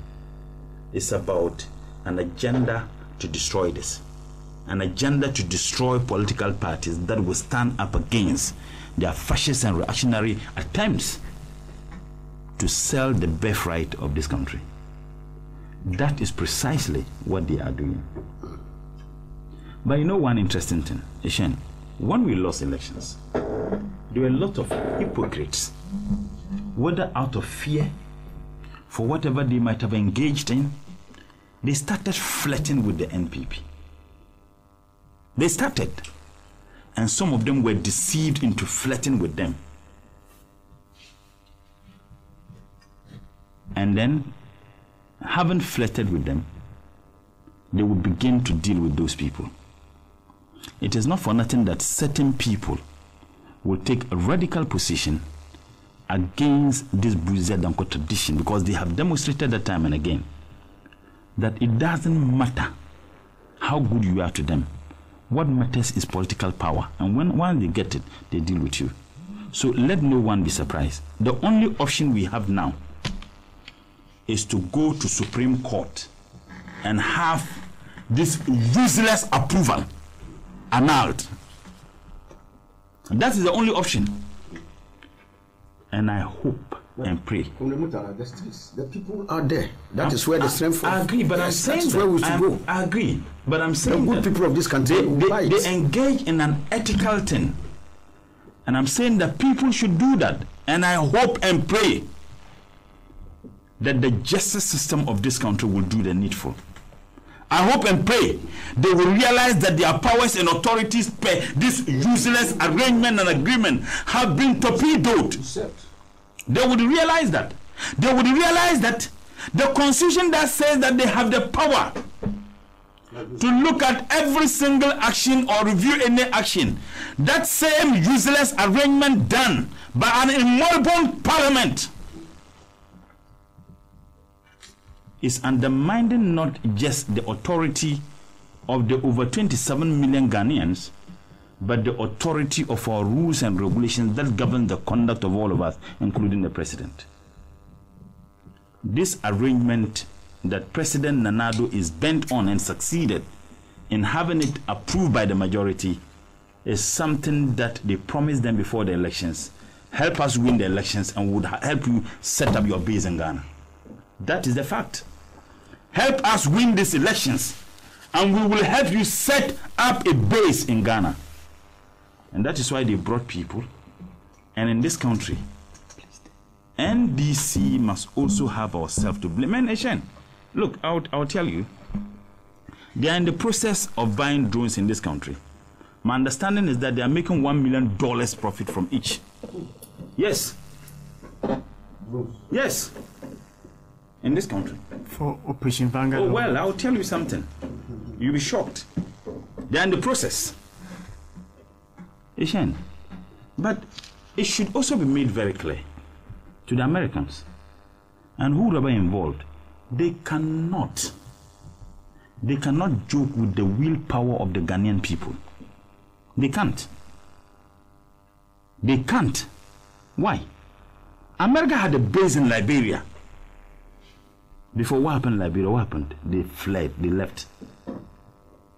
Now I've listened to people. America, they have a base, a military base in Germany. They have a military base in Italy. They have rubbish. These are NATO countries. Tell me one single African country or developing world that they have a base that has not been served as an attraction for terror. Kenya. Long before they did that, what were they experiencing? Mali, Burkina Faso. Why is it that they are not setting up these bases in already destabilized or would be destabilized countries within the sub-region? Why? Why haven't they done that? Why? They can go and have it in Sudan. They can have it in Southern Sudan. They can have it in those countries. If they want West Africa, why? They should go to those West African countries that have problems and set up those bases there. Now tell me, if you want to fight terrorism, why not go and set up a base in a country that has already experienced some kind of terror so that you confront it there? Instead, you want to set it up in a country that has a registered terror attack so that you can be a subject for attack, so that you can. Ghana, Senegal, oh no, this country must also be stabilized, destabilized. And therefore, let's have those bases there. And you know one interesting thing, it's amazing. They will do this, and you find some novices who parade themselves as security experts, who are also going about and saying, oh, there is nothing wrong with this. There is nothing wrong with this. And they say that. Look, it's so shocking. And sometimes I look at our people, no, you see, the reason is that we want to make it very clear to the Americans, the NDC is not against America, we are not against this. Who are you trying to please? We are not against any country. We are against an immoral act. There shouldn't be any attempt of trying to even please and create a picture so that the Americans don't get angry with us. So that when I go there for a visa, they won't have any problem with me, they give me a visa. Rubbish! Absolutely rubbish. If you don't give me a visa, don't give me. You think that any of them will compromise their country for our interests? They won't do that. So why do you want to do that? The current secretary, is it secretary, the new appointee, comrade, is it the national security advisor? They asked him about South Korea. If they attack North Korea, what will happen? When they attack South Korea, he said that is their problem. That is their problem. I mean, it's sickening. And you have a minister for defense. Frankly speaking, that is why I said, for me, I don't see it as his inability in his to understand, you know, the issues, but he's just completely incompetent, intellectually, in fact, inadequate. He's inexperienced. He doesn't have the intellectual capacity to be able to do the kinds of things he is doing. So what do you expect? They burn people trucks. Then you came and said that yes, when the military does something, you don't blame them. As if he's trying to please the military. And my understanding is that a lot of the military generals were angry because he created impression as if the military is a bunch of reckless people. The most disciplined the most disciplined. And he said, oh, we took the decision after cabinet. Of course, politics is a country idiot. So at any point in time, people are forced to forget the most important issues and concentrate on few. Let it be made very clear that the issue that we are facing today, Ishen, is not on what terms we shall live, but whether we shall live at all. That is what we are experiencing today. Patient, we have recorded history and evidences of how some compatriots of our country have been radicalized in this country. The extent to which there have been series of reports of security experts who have indicated that there are a lot of Ghanaians who have joined ISIS. We have no trace of those individuals.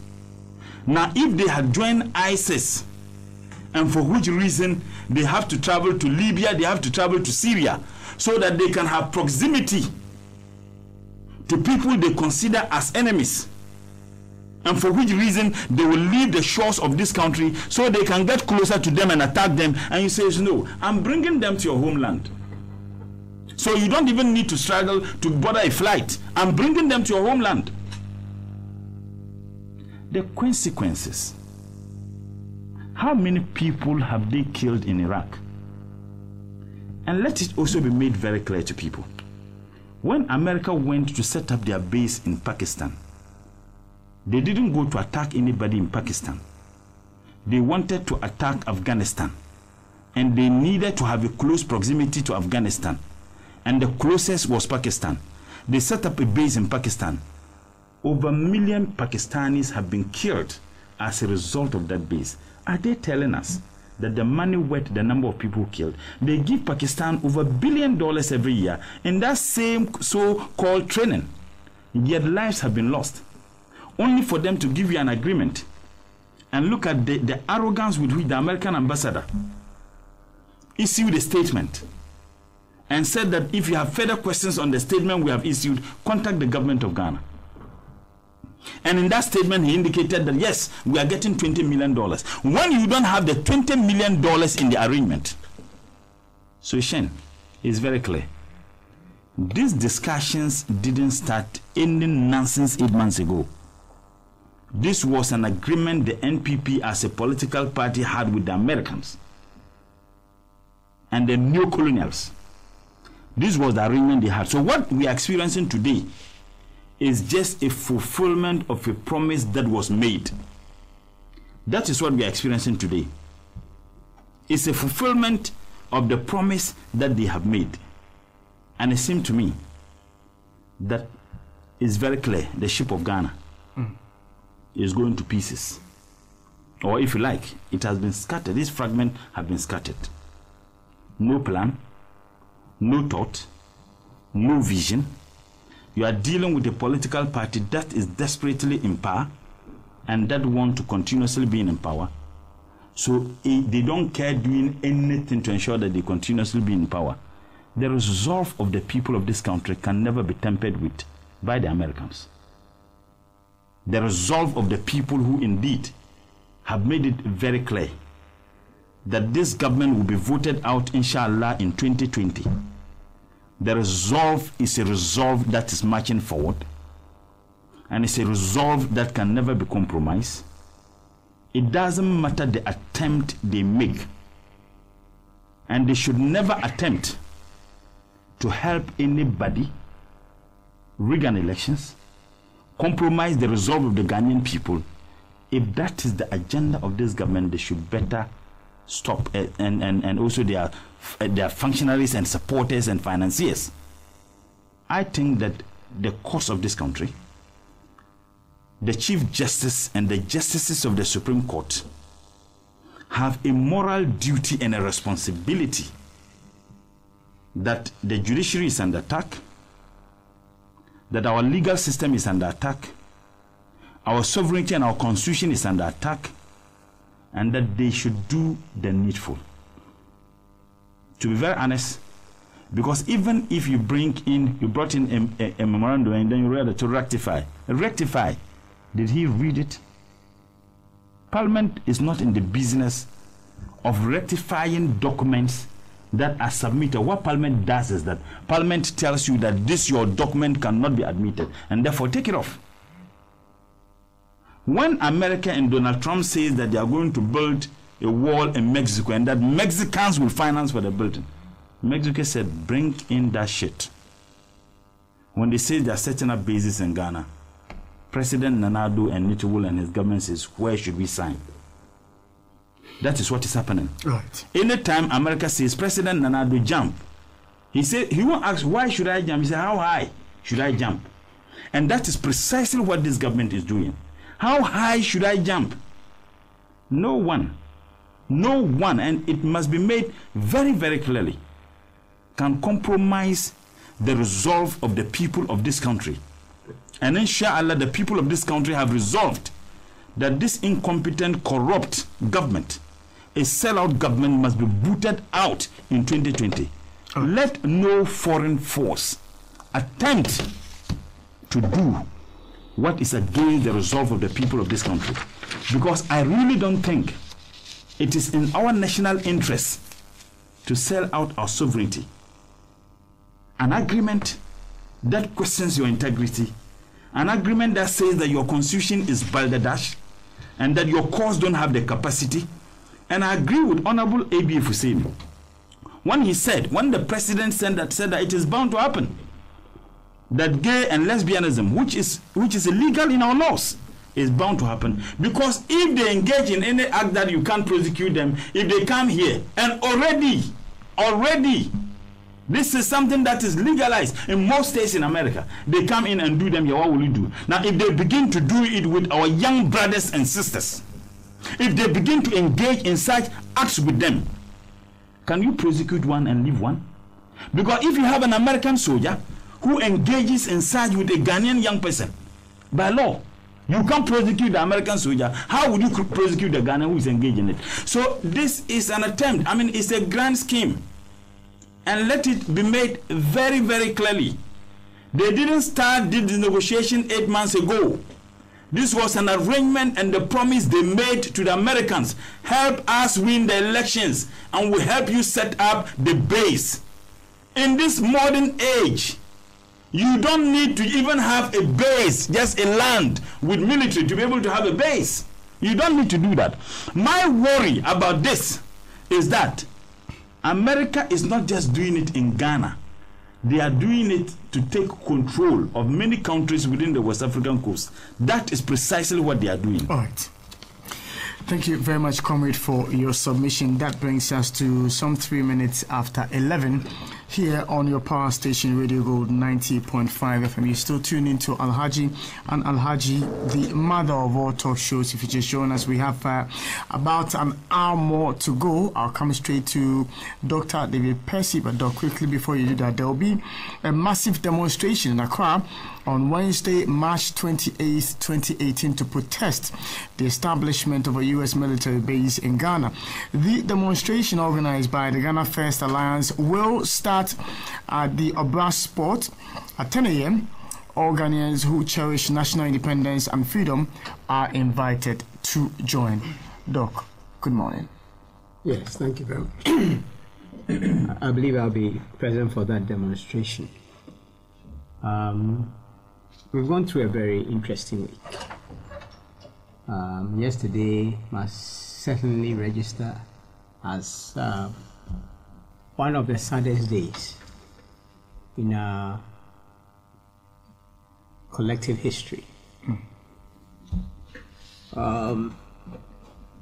Just over 174 years since the born of 1844 that saw the imposition of British colonialism, and 61 years after independence, a government of U.S. stooges and assigns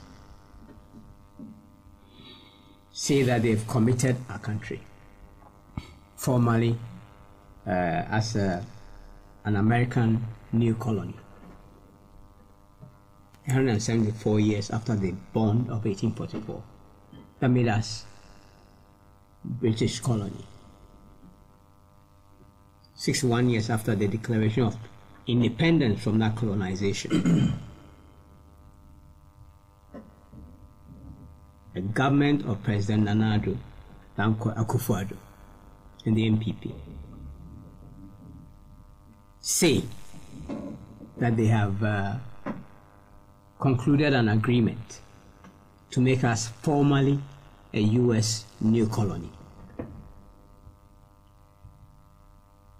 Now, there are 1,000 ways in which you can describe an act of treachery and treason against our collective interests. There are 1,000 ways in which you can describe the act of surrender of our sovereignty. Okay. In the course of the past week, like I said, I've been busy on many things personal. I've tried to follow the conversation as well as I can. I've been angered by even the way in which the issues have been discussed and anchored by your good self. And one of those is the focus on any number of useful idiots in this drama, which is a complete diversion. As A.B. Fusini will say, if you are going to hunt elephants, you don't waste your bullets on rabbits. Yes, our defense minister may be a nitwit, but we don't need to waste our time on him. The new bond, the new imposition, and by the way, from today, we should stop calling it an agreement. It is an imposition. That could only have been, it has been procured through fraud on the Ghanaian people, through the blackmail or the bribery of our leaders. It's an imposition obtained through fraud on the people of Ghana, through the bribery or the blackmail of our leaders, of our president in this case. And we should stop wasting our time on the various experts, security experts. I call all of them useful idiots in this drama. From senior journalists, MPP strategists posing as Nkrumahists, whatever. Of course, in due course, it is important to draw up the full roll call of those who participated in this treason against the Ghanaian people. Okay? In spite of their contribution to where we are today, the past week has also demonstrated that the NDC still contains healthy forces. You know that in the commission of this recent act of treason, they're making references to agreements signed by the NDC. One of them on 24th February 1998. And it's very significant.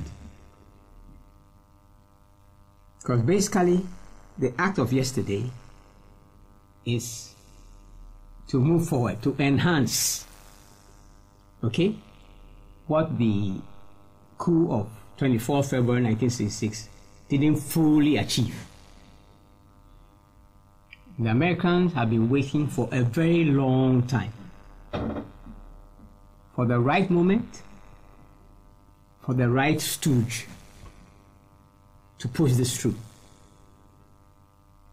Okay? Now, I've also heard my friend Kwesi describe what has been done like, you know, as likely to the act of bringing rubbish into your home. Okay?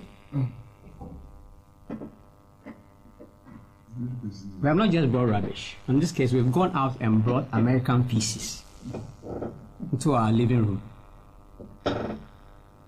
Right? If you bring in rubbish or feces into your living room, you are bringing in stench, you are bringing in flies, you are bringing in disease.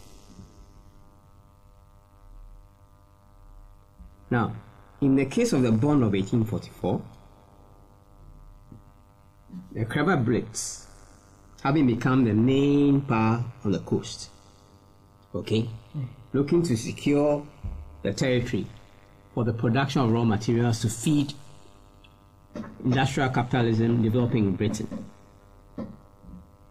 had prior to that made the slave trade illegal because it disrupted that kind of activity, the activity of farming and producing the raw materials, mining and producing the raw materials that the growing empire needed. It came into conflict with Asante, that had grown powerful through its control of the slave routes and the slave trade. It was looking to expand its influence on the coasts. So in 1844, the threat of Asante was enough for 8 Fanti states to sign the bond, later joined by other coastal states from Jamestown to Discovery. That was how the process of colonization started, stone after stone. I'm sure you're also familiar with the establishment of the ports, the forts, and the castles that made it possible for colonization to take place. It started with one stone on another stone, on another stone, on another stone. So these acts of treason are not only being committed in the present. There's been a long line of treason and treachery beginning from February 24th, 1966. Various leaders have played their parts.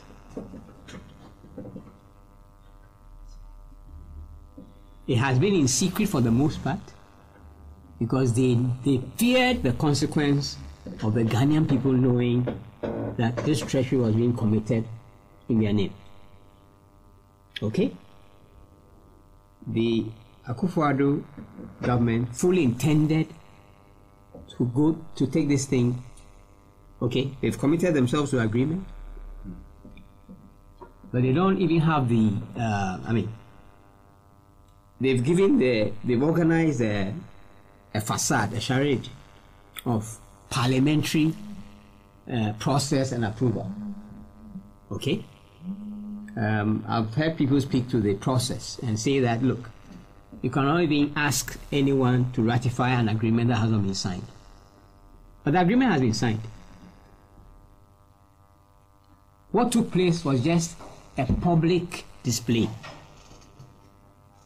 to give the impression that consultation has been done and that this has been done with the support of the Ghanaian parliament. By doing so, our president, his political tradition, the MPP, have merely proved their long-held contempt and hostility to the interests of the Ghanaian people. I don't need to go through the history. Kwame Mutala just spoke to some of them. The delegations they organized to appeal to the British power that they should not leave this place. Their opposition to the motion of destiny. The active involvement in the 66 coup. And all the acts of treachery. Okay? You can go back and point to the non-surrender treaty that was signed, I believe, in 2003 or 2004. President Kufuor, which is basically, included in this recent imposition. The Americans speak about enhancements, of course, like the way you make enhancements to a prison. You have a prison. It is possible that people may break out of that prison. So you make enhancements to ensure that breaking out of jail is impossible. These are the enhancements that we have agreed to. And this matter has to be fought in the streets. It has to be fought in the courts. It will fully expose the neo-colonial stooges, whether they are in the judiciary, in the media, in parliament, wherever. In a certain sense, must relaunch a second struggle for independence. That's what this is about. It will be determined, it will be fought in the court of public opinion. It will be fought on the streets. It will use all legitimate means to ensure that this neo-colonial agenda is defeated. That is what it is. We must not lose sight about it. We must not, because of this, trivialize matters by, as we are going after, as I said, rabbits when we are going hunting elephants. Now, the full object of this is to secure Ghana as a launch pad for intervention in the West African region. And again, in the course of last week, quite a lot of interesting things have been said about the nature of U.S. bases, okay, around the world. And I've heard people say that, they have bases in Britain, they have bases in Germany, they have bases in Italy, in Korea, in Japan. Make no mistake about it. Everywhere the U.S. has a base, that country is a new colony. Every place where the U.S. has a base, that country is a new colony. The bases have been secured through various means. Because I've even said that, the bases in Europe are NATO bases, and that those are covered by this thing. Germany is an occupied country. It was transformed from an enemy, an occupied enemy, to an ally in inverted commas. Britain surrendered its sovereignty in the course of waging the Second World War. It's an American new colony. It follows American dictation in lockstep. They've been involved in all the crimes that Americans have committed in the Middle East and elsewhere. Japan was an occupied country, was transformed into an ally, in quotes. South Korea, similar. There's no one country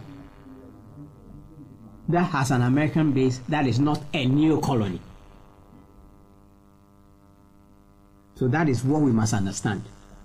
Now, all those countries, some of them willingly, some of them unwillingly, are involved in this system of what I call a global protection racket. You know how the protection racket works? I come and tell you that, look, I'll give you protection. I will not disturb your business. But in exchange, you pay X amount every year, every month, or every week. Okay?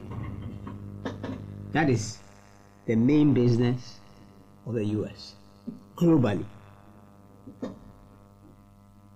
It secures control of our territories, and it guarantees profits. Your military becomes part of the American military machine.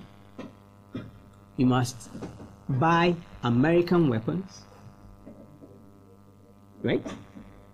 You must buy American supplies. It guarantees future business. The war business is very profitable. Okay? If they want to set up base in your country and you say no, they either create a threat or adopt a threat. Now, a few years back, Americans were looking to set up a base in Africa. They had set up the African Command. If it was not an imperial power, why would they set up an African Command? They set up an African Command. It was forced to house it in Stuttgart, in Germany, because of opposition and hostility on the continent. Then they set about creating and adopting opportunities to make their presence necessary. Okay? Through going after the Lord's Resistance Army in the, in East Africa. Okay? Through Al-Shabaab in Somalia. Through Boko Haram and Al-Qaeda in West Africa. Okay? Now, if they want to enter your territory for the purpose of setting up a base, the mechanisms for getting you to agree are quite easy. And the case that comes to mind is how the Americans got themselves to be physically based in Saudi Arabia. They encouraged Saddam Hussein to invade Kuwait. And they went and told the Saudis, now you see, Saddam Hussein is in Kuwait. You are next. Oh, then come in, But this is basically an expansion of business. That's how we must see it. It's an expansion of the military business. The business of producing and selling arms and waging war, which is ultimately profitable for a few people in the US and in other places. So, if we agree, acquiesce to this imposition, we can bid goodbye to any quote-unquote peace that we think we have in our small corner of the world.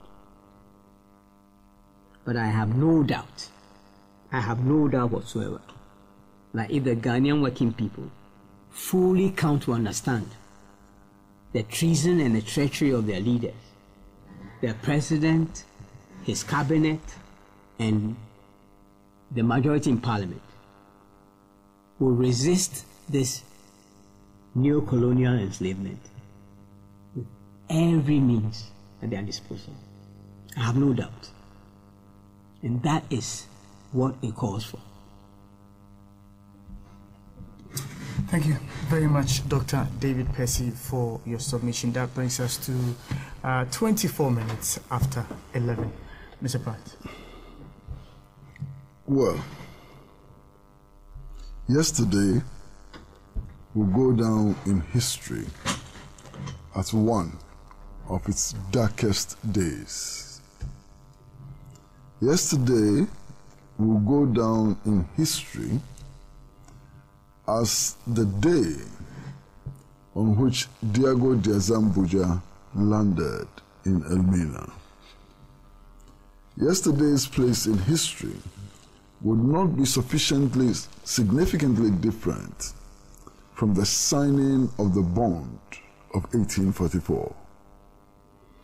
the significance of yesterday would not be less than the coup of February 24th, 1966. Yesterday is indeed a black day in our history.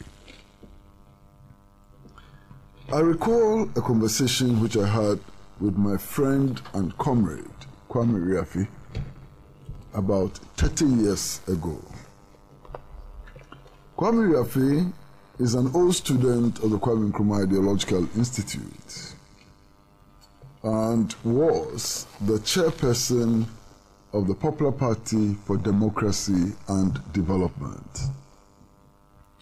Today, Mr. Kwame Riafi, who is more than 80 years old, is a member of the Council of Elders of the Convention People's Party.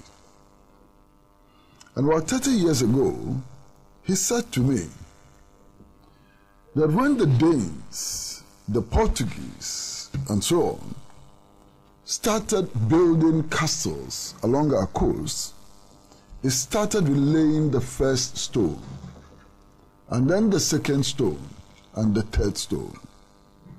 Now, when the first stone was laid, it was possible just to kick it away. We didn't. So one stone was put on another stone, and a third stone, and a fourth stone, until these huge castles were built along our coast. And these huge castles eventually contained our forebears as slaves who were abused, who were maltreated, who were killed, whose dignity was trampled under the feet of European slave traders. The first stone has been laid, and it is up to us as Ghanaian patriots and citizens to kick that stone before a second stone is laid on it. You know, when European adventurers arrived in Africa, indeed in Ghana, when they arrived at the shores of Elimina, and our forebears were exchanging their gold for their mirrors and so on, nobody taught them. Opeyin, Kwame Nansa and others did not think that it would lead to the transatlantic slave trade, in which millions of our people were captured as slaves, their lives were destroyed, and the economy of the Gold Coast was completely devastated. Today, the new Don Diego Azambuja has arrived in Ghana, and we ought to learn the lessons of our history. You know, on June 21st, 1963, Osajifo Dr. Kwame Nkrumah gave a speech at the National Assembly, Parliament, on the ratification of the OAU Charter. And what he said is relevant today. In fact, it's so fresh that I intend to read it. This is what Kwame Nkrumah said. He said, proposals of aid need to be examined with care. Most of all, we must beware of any kind of military help, for it can so easily place us in the hands of foreign powers and make them, in effect, arbiters of our faith. Apart from drawing us into their orbit, they become intimately familiar with the details of our defense structure and its strength. They can even become the designers of our defense structure and place us completely at their mercy. Aid of this kind, even when ostensibly free, can be most dangerous and costly in its consequences. This is Kwame Nkrumah on June 21st, 1963. Clearly prophetic, clearly visionary. But you know, yesterday, or since this matter began, I've been surfing the internet, reading views of Ghanaians and non-Ghanaians about what is happening. And I found this one, which is so profound that I intend to read it as an opener. It is written by a gentleman called Kweku Otin. Kweku Otin. And Kweku Otin writes, there is an island called Vieques in Puerto Rico.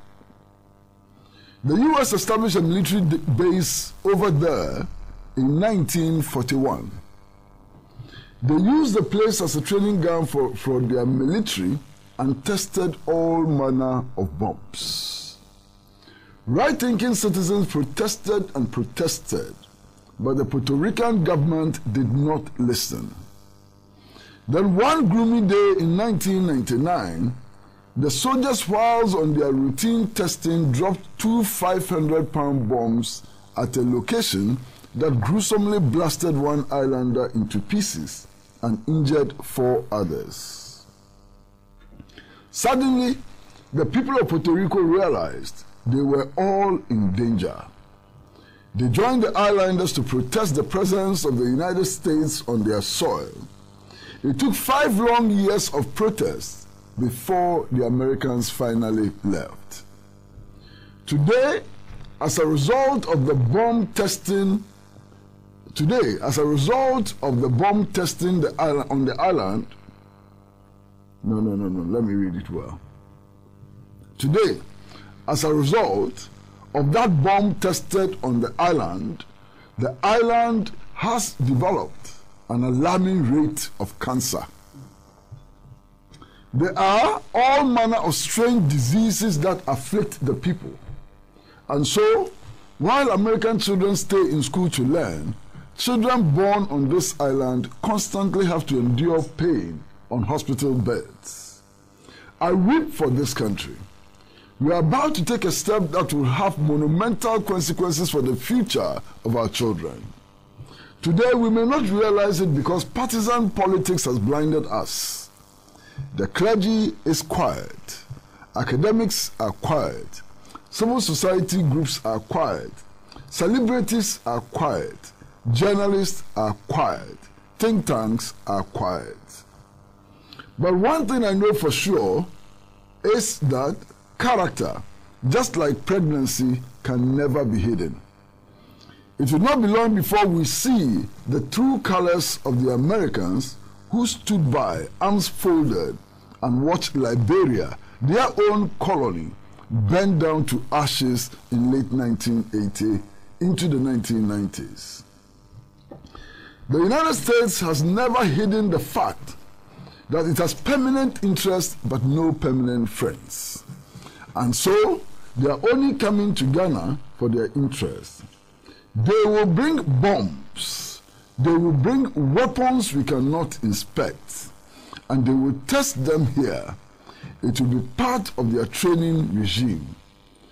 Ghana has just become another island on Puerto Rico. Our leaders never learn. This is from Kweku Otin. And then there's another one. And this one reads, in 1998, exactly 20 years ago, more than 200 Kenyans and Tanzanians were killed when terrorists attacked U.S. facilities in those countries. More than 4,000 others were injured. Only 12 U.S. lives were lost. And this is very significant. Those innocent Africans were killed and maimed just because terrorists decided to attack U.S. installations. That is my apprehension for Ghana. We are surrounded by terrorist cells. Burkina Faso has been hit by terrorists, not just once. La Côte d'Ivoire has been hit by terrorists. With our porous borders, Boko Haram is not far from us. What makes us think we are so special and godly protected that we cannot become a target? People forget that there were U.S. soldiers in Liberia when the Civil War started. What did they do? They only ensured that all American citizens were evacuated to safety so that the shithole Africans could cut themselves into short sleeves and long sleeves.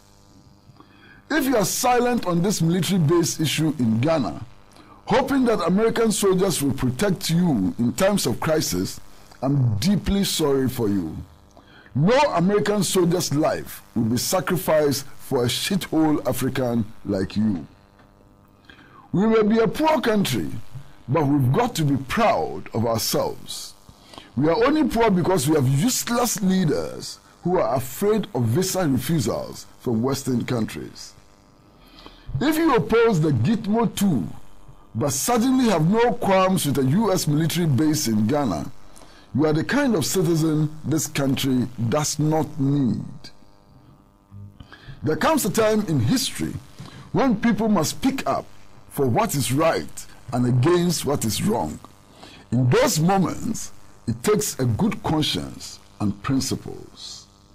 Let it not be said of you that you were in this country and you refused to speak up when it mattered most, when our sovereignty was being mortgaged. Why should we allow another country to have access to security installations around our airport?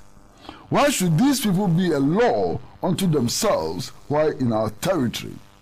Why should they have free access to radio spectrum? It is indeed a sad day for Ghana, and there are many others, but we don't have time. You know, I feel very, very deeply sad, like Dr. Percy, when I listen to the tenor of the debate about the establishment of a U.S. military base in Ghana. I listen to radio and I feel like puking. The argument is about how much are we getting? My goodness, national sovereignty is not for sale at any price. So the issue is not about us getting only $20 million. If America gave us all the money it had, it would still not be sufficient to pay for national sovereignty. National sovereignty is not a commodity for sale. So the argument is not about how much we are getting. Now, you know something? The United States of America, the people of the United States of America elected a president who says that as far as he is concerned, America comes first before every and any other nation. The people of the United States of America elected a president who says that American sovereignty is more important than anything else on the planet. Now this country, who says that it is first, who says that its interests supersede the interests of all others, comes to Ghana to negotiate with our leaders. And are we not sad that our leaders are saying that as for us, sovereignty doesn't matter? I listened to one member of parliament, and he said, what sovereignty are we talking about when the Americans are the people who give us vaccines? And so what sovereignty are we talking about when it is the Americans who give us Obroni Wewu military equipment? Now what sovereignty are we talking about when we cannot produce anything? Yes, it is true that our sovereignty is devalued by the fact that we take vaccines from America. Yes, it is true that our sovereignty is devalued when we go for military training in the United States of America and so on. But the question is, should we devalue it more, or we should take steps to ensure that our sovereignty is protected and that the current condition of neocolonialism ceases to exist? So for our leaders today, the leaders today who have accepted this imposition, because our sovereignty has been devalued, we should devalue it even more. How sad can this be? I feel really sad and let down. You know, a lot of people perhaps do not appreciate our history. Many Ghanaians died in the struggle to acquire this sovereignty. Sergeant Ajete was shot by British police officer Emery, shot and killed. Corporal Atipo, he was shot and killed. Odate Lampton and so on, they were killed in this struggle. They shed their blood, they lost their lives. The least we can do to show respect to these gallant sons of Ghana is to continue to uphold our national dignity and sovereignty. Today or yesterday, I'm sure that all of these persons who died in the pursuit of freedom, if they can feel, felt a sense of shame. They must have been truly ashamed by what we did yesterday. You see, as for Nitu, Dr. Percy says that there should be no focus on him. I agree. But you see, as the leader of this campaign for the recolonization of Ghana, it's important to examine some of the things that he says. You know, my first shock came when I listened to him on Joy FM. And he was trying to explain the agreement. And he was explaining the portion of agreement that dealt with contractors. And you know his understanding of contractors? People who make gutters, who build houses and build roads. That was the level of the defense minister. I was wondering whether indeed he has been listening to international news, whether the television in his house broadcast news from Al Jazeera and BBC and so on. I was wondering whether he listens to City FM and Joy FM. He has never heard of Blackwater as a defense contractor. If he hears Blackwater, you think the water is black. He has never heard of Blackwater. He doesn't know that Blackwater is a United States defense contractor, and that Blackwater, they carry lethal weapons. It's a mercenary organization which is a defense contractor. So by this agreement, we will be allowing mercenaries like Blackwater and others into our country. And our defense minister does not know. He doesn't know. Shocking. Yesterday, I happened to go to Parliament late at night. I mean, I'd closed from work. And I heard that the debate was still on. So I rushed to Parliament. I won't talk about the difficulties we had entering Parliament House. Policemen have been deployed to prevent Ghanaians from going to Parliament House to meet with their representatives and to listen to them. And yet, the proponents of those who support this agreement says that they are very democratic and transparent. And yet, they will deploy policemen to prevent citizens from entering Parliament House. After some hassle, we managed to enter Parliament House. Look, in the corridors of Parliament House, I saw a spectacle that was totally shocking. The communications director of the National Democratic Congress, who had gone to Parliament House and who had tied a red band around his head, had been arrested by the police and handcuffed as a common criminal. And 5 to 6 well-built policemen had pinned him to the wall, molesting him. I couldn't believe it.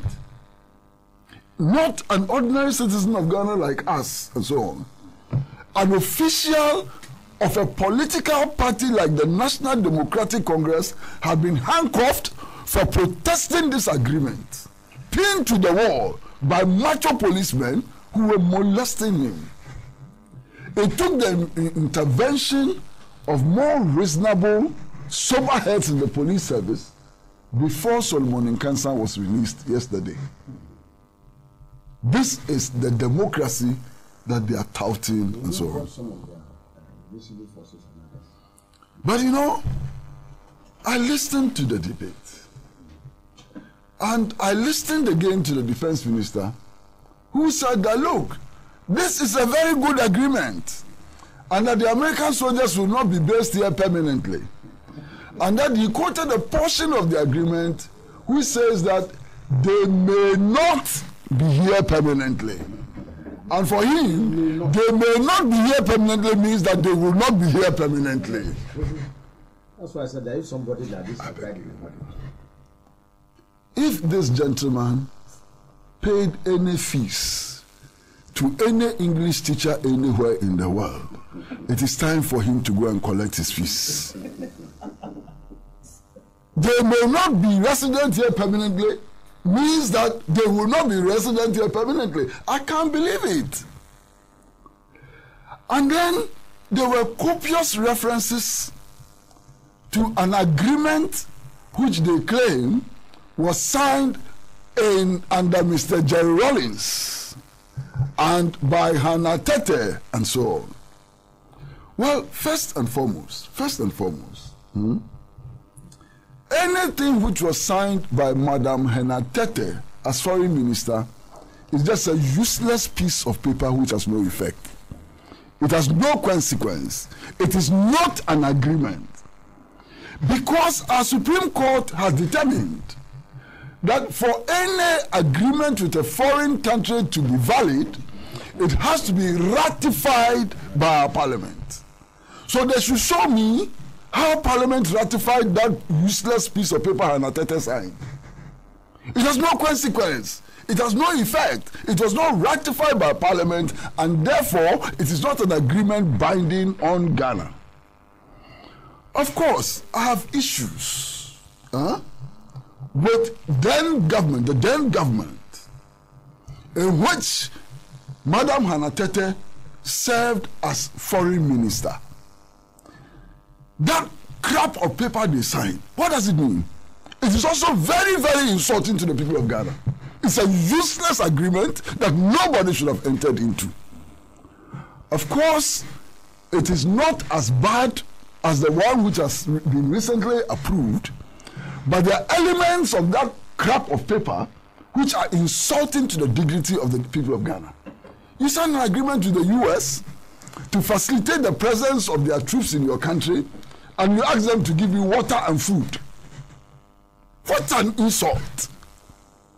But be that as it may be, it is still important to emphasize that nothing is worse than the agreement which yesterday was ratified by Parliament. And I'm shocked that our Parliament committed this treasonous crime against the people of Ghana.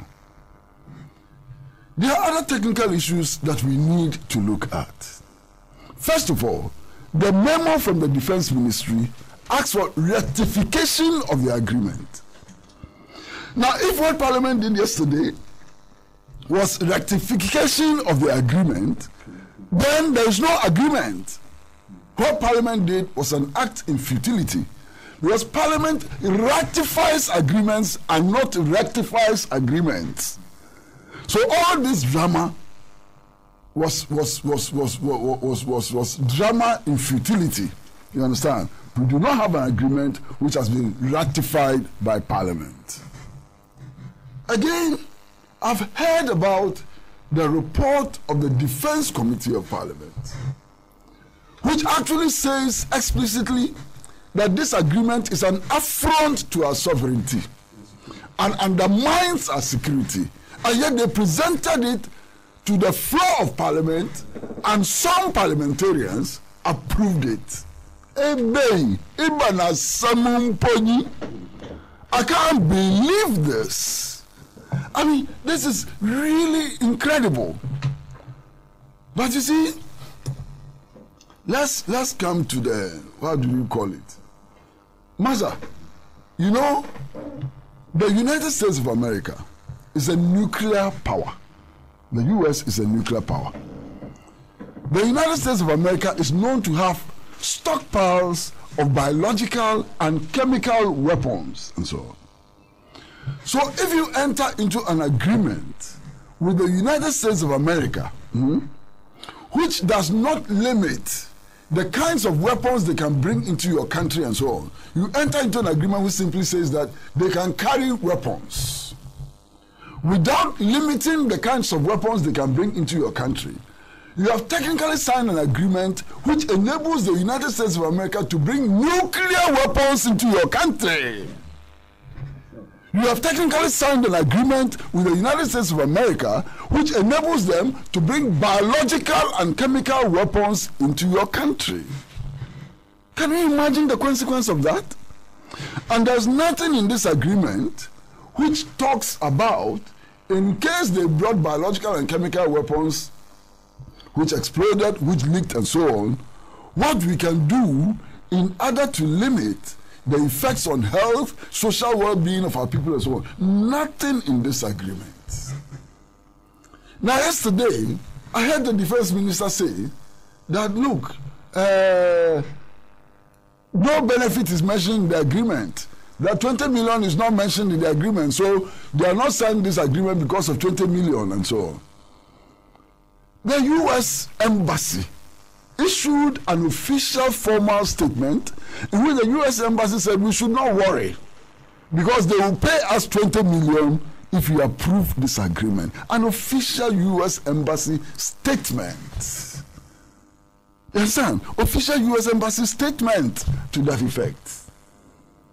Now, the agreement you have signed or approved or rectified or whatever, yesterday, we deliberately published the full text so that our people can read it. Those who can read should read it and propagate the message.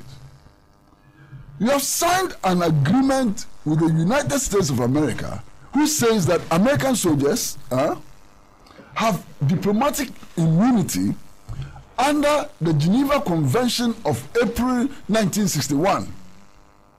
So it means that, which covers technical and administrative staff of diplomatic missions.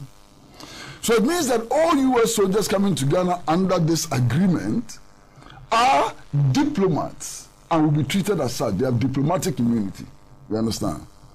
Now, in addition to that, we have agreed that such U.S. soldiers who come into this country can enter without passports and visas.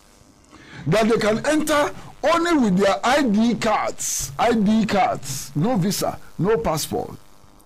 This places them more above ambassadors and high commissioners because they enjoy the diplomatic immunities which is normally extended to diplomats and so on.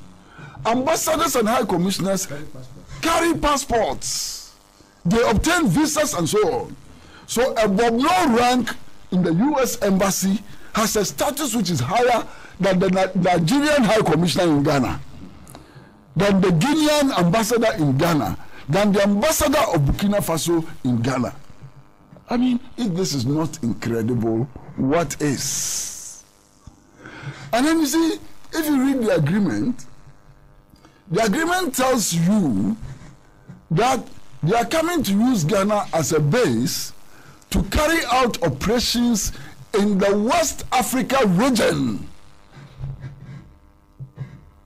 Now, when the U.S. Army talks about carrying out operations, they are not talking about planting flowers or teaching people how to dance salsa. They are talking about fighting operations in which people will die. So if you allow the U.S. Army to come and use your facilities, base, whatever, in order to go and kill people in Burkina Faso, or kill people in Togo or Cameroon and so on, why should those non-people consider you as a legitimate target? Why shouldn't they consider you as a legitimate target? If your facilities and bases are being used to kill them, to attack them and so on. And of course, we know that the U.S. does not only attack terrorists, it attacks democratically elected governments around the world. It attacks innocent people whose only crime is that they disagree with U.S. foreign policy. Why? The U.S. was responsible for the killing of Salvador Allende, democratically elected president of Chile. In Panama, the coup in Panama was staged by U.S. troops who were on the U.S. base in Panama. They overthrew General Noriega's government, arrested him, and sent him to the United States for trial. General Noriega was tried. He finished serving his sentence, and they have not released him. This is the level of impunity and so on. You understand? Now, one of the things which is very strange about this agreement, so-called agreement, is simply the fact that it has no termination date. So this agreement can actually last for 1 million years. The agreement we have entered into can last for 1 million or 1 billion years. It has no termination date. What is in the agreement is simply a clause which says that any party, if they want to pull out, should give 1 year notice. So it may be 1 year notice given 1 billion years from today. The agreement can be valid for 1 billion years and so on. Now, you see, we should be guided by history. Before the Cuban Revolution, the reactionary regimes then granted the U.S. Permission to use Guantanamo Bay as a base. For close to 60 years, the Cubans are saying, we don't want an American base, leave. America has refused to leave in spite of the fact that that agreement has expired. That agreement even had an expiry date. You understand what I'm saying? The agreement for the use of the Guantanamo Bay in Cuba had an expiry date. The expiry date is due. The U.S. says, we will never leave here. If you want, come and fight us. You understand? Please, you had the chance to make your submission. You understand? So, even where there is a termination date, the U.S. says it will not terminate. And we are here busily saying that, oh, there's 1 year notice. The Cubans have given notice more than 15 years, the U.S. is still there. So, what does your 1 year notice mean in this agreement? And then, you know, sometimes I just wonder how our people think. We've entered into an agreement with the United States of America who says that, look, if U.S. soldiers come here and they kill a Ghanaian, whether a civilian, a policeman, or a soldier, the United States is not under any obligation to pay compensation. In fact, we have written in that agreement that we will waive our right to demand compensation. It is not just about human life. The agreement also says that if they destroy any property of any Ghanaian, they will not pay compensation. And it says that no Ghanaian can take any U.S. service personnel who kills him, rapes his wife, or breaks down his house to any court. No Ghanaian court has jurisdiction when it comes to this U.S. personnel. And our leaders have accepted this. They've taken it to Parliament, and parliamentarians have approved this. Every Ghanaian who votes to elect a parliamentarian should be reviewing their notes. If this is what they will go to do in Parliament, why should you go and stand in the sun? Queue, join a long queue to vote for them. You go and vote for them to go to Parliament, to go and pass laws, sign agreements, who says that if an American citizen, American soldier rapes your wife, you cannot go to court. To go and approve agreements which say that if an American soldier kills your father, you cannot go to any court in Ghana. To go and approve an agreement which says that if an American soldier breaks down your house, No law under the sun can give you remedy and justice. And yesterday I was listening to the defense minister again, and then he quoted something which he said had been signed by Madam Hannah Tete. And he says that under that agreement, we agreed that if there is any dispute between us and the United States in relation to the operation of the military base, then we will not go to any court anywhere in the world. No international tribunal or national tribunal can listen. We will solve it amongst ourselves. If we agreed amongst ourselves, what would there be a need to go to court? We go to court and go to international tribunals because we've reached a point where negotiations are broken down and there are entrenched positions on both sides and so on. My goodness, what is this? And then there is this talk about radio spectrum. Look, not long ago, today, Muntie FM does not exist. Muntie FM does not exist simply because its owners were not able to pay licensing fees on time. You understand? That same spectrum for which Muntie FM has been closed down because its owners could not pay licensing fees on time is now going to be given to American soldiers for free. Free bone toe. We are going to give it to American soldiers for free. What kind of a people are we? What kind of a people are we? You know, and then there's one funny thing. First of all, they are arguing that the facilities which are going to be made available to the US are Ghanaian facilities. They are not American facilities. But you see, the agreement states that when the Americans are not around to use our facilities that we are lending to them, the facilities should be shut. What does that mean? When they are not around, we should not use our own facilities that we are lending to them if they are not ready to use it. We should close it. And we are happy with this agreement. You understand? The agreement says that you cannot enter that base without their permission and approval. If you give them your own facilities, you cannot enter there without their permission and approval. If I were a Ghanaian soldier, I would feel very, very insulted by this agreement. Extremely insulted by this agreement. And then, you know, they say, oh, why are you complaining? When Ghanaian soldiers go on peacekeeping operation, they enjoy similar conditions. When soldiers go on peacekeeping operation, they go under the aegis of the United Nations.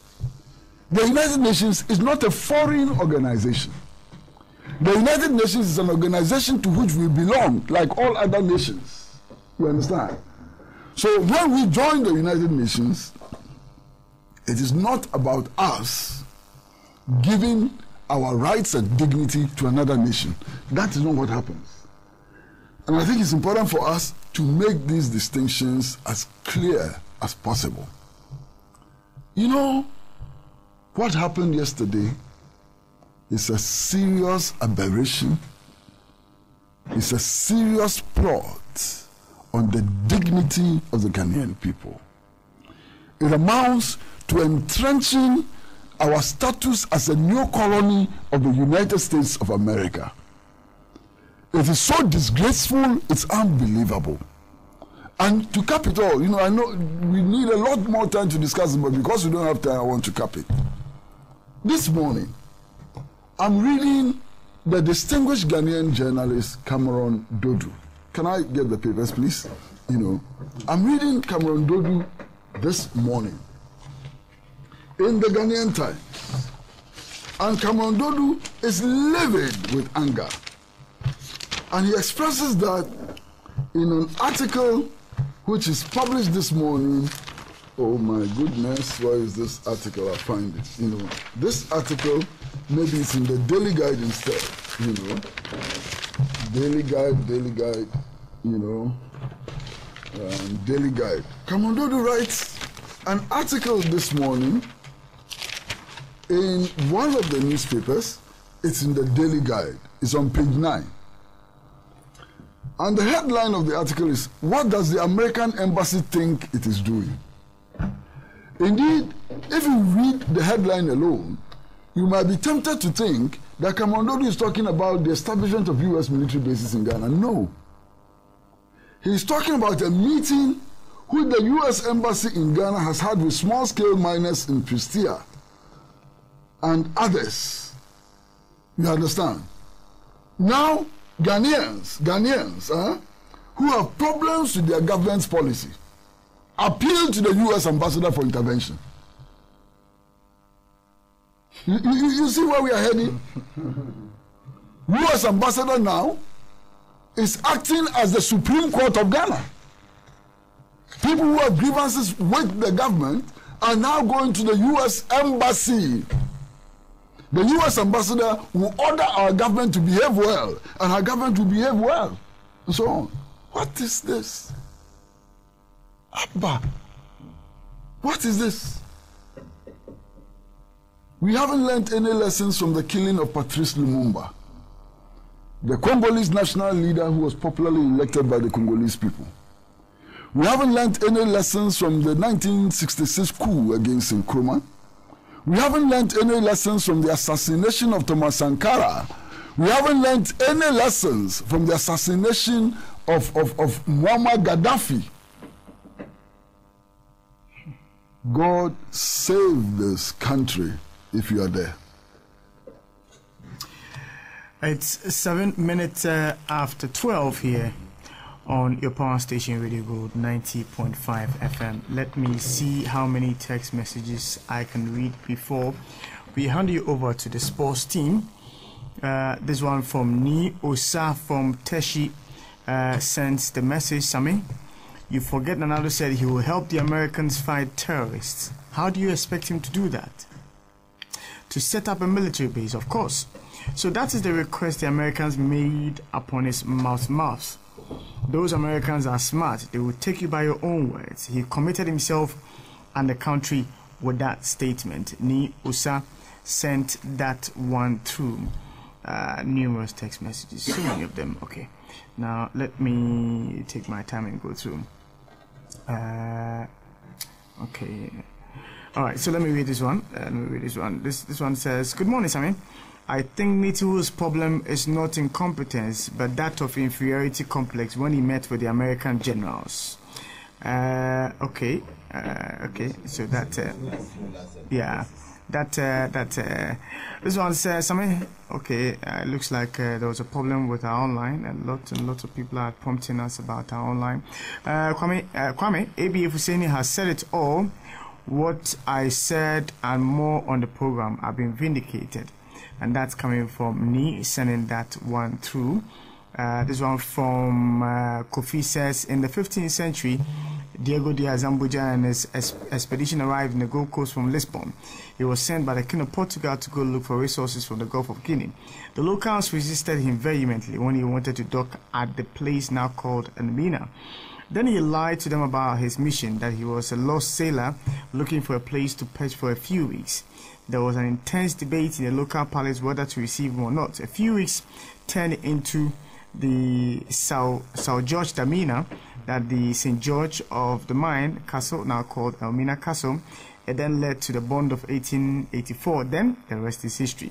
There is no video recording of that debate in the local palace, but the debate in Parliament last night can give us a good idea of how that debate was. Ghana is firmly back under colonialism. Let me go and read this one. This one from Hadi from Pig Farm says, His Excellency President John Dramani Mahama's accusation of military land is a threat to Ghana Armed Forces, shithole Defense Minister Dominic Nitu. The occupation of U.S. forces near Kotoka International Airport will pose no problem to Ghana. shithole Defense Minister Dominic Nitiwo. This is what $20 million can do to a shithole Defense Minister under this useless nation wreckers, wicked, evil shithole and substandard government. Hadi sent that one through. Now, this one says, it's coming from Jimmy. Jimmy says, please tell my senior brother, ABA Husseini, that the minority failed Ghanaians by refusing to rectify the big joke of an agreement that was passed by a bunch of cheerful jokers and happy slaves yesterday. That's coming from Jimmy, coming through this morning. Yeah, to rectify, not ratify. Let me go to some few tweets. Patrice Baba Musa sends the message, these Americans will cause... Okay, all right. Jaffet Tobison says, good morning to you, Mr. Shen, and to your panelists. It's rather sad that the Ghana parliamentarians are still partisan on such an important issue. Okay, Elikem Kotoko sends the message, our government cares less what the consequences are, and its price Ghanaians will now pay for the mistakes of the 53%. America's interest is in our future oil and a promise to help the government rig 2020 elections for them. Are these the competent men? God. And Rollins must start weighing his decisions very well. Decisions to comment or not to comment. Decisions to criticize or not to criticize, because there are more wonderful times ahead, and he must observe critically his sources of information. Patrick Aaron sent that one through. Hack BS sent the message, I had a sleepless night yesterday, but do you know something? When you have 6 citizens who voted for corrupt leaders to steer their affairs, that's what they get in return. History has once again been occasion. A UPPP tradition is a nation divisionist or diversionist, you wanted to say. Pac de Manuel says, if the bond of 1844 ended one day, the bond of 2018 cannot start. The demonstration must be into the courts. And Abdul Salam Kasaugu says, ABA, that Kasagu electricity extension has come to a halt. We need his intervention. But for MPP, the least said, the better.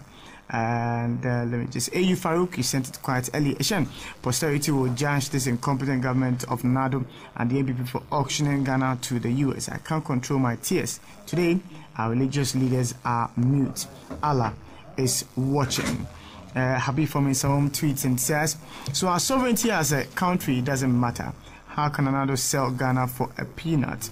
Ghana has been re-colonialized by America, so the blood and toil of our fathers are in vain. We are now gone back into slavery once more. Those are a few messages on Twitter. Let me get this one quickly on Facebook, and then we should be checking out of here, because lots and lots of messages came very early in the morning, and if I would be very unfair to these people if I don't go through these text messages. Perkase Kwame Aristocrat sent the message on Facebook. It's only under Nanado's government where the president himself will chair a cabinet meeting, sign a bill, send it to the parliament for approval, and his communication machinery deny it.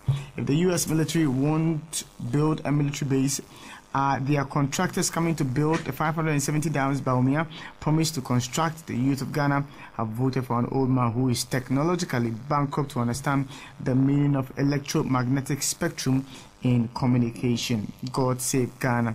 Professor Kwame Aristocrat, sent that one through. King Farouk sends the message.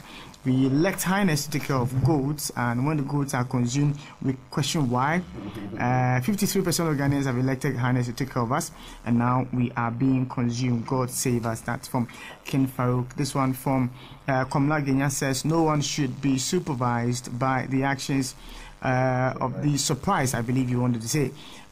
No one should be surprised by the actions of these nation-wrecking UP group.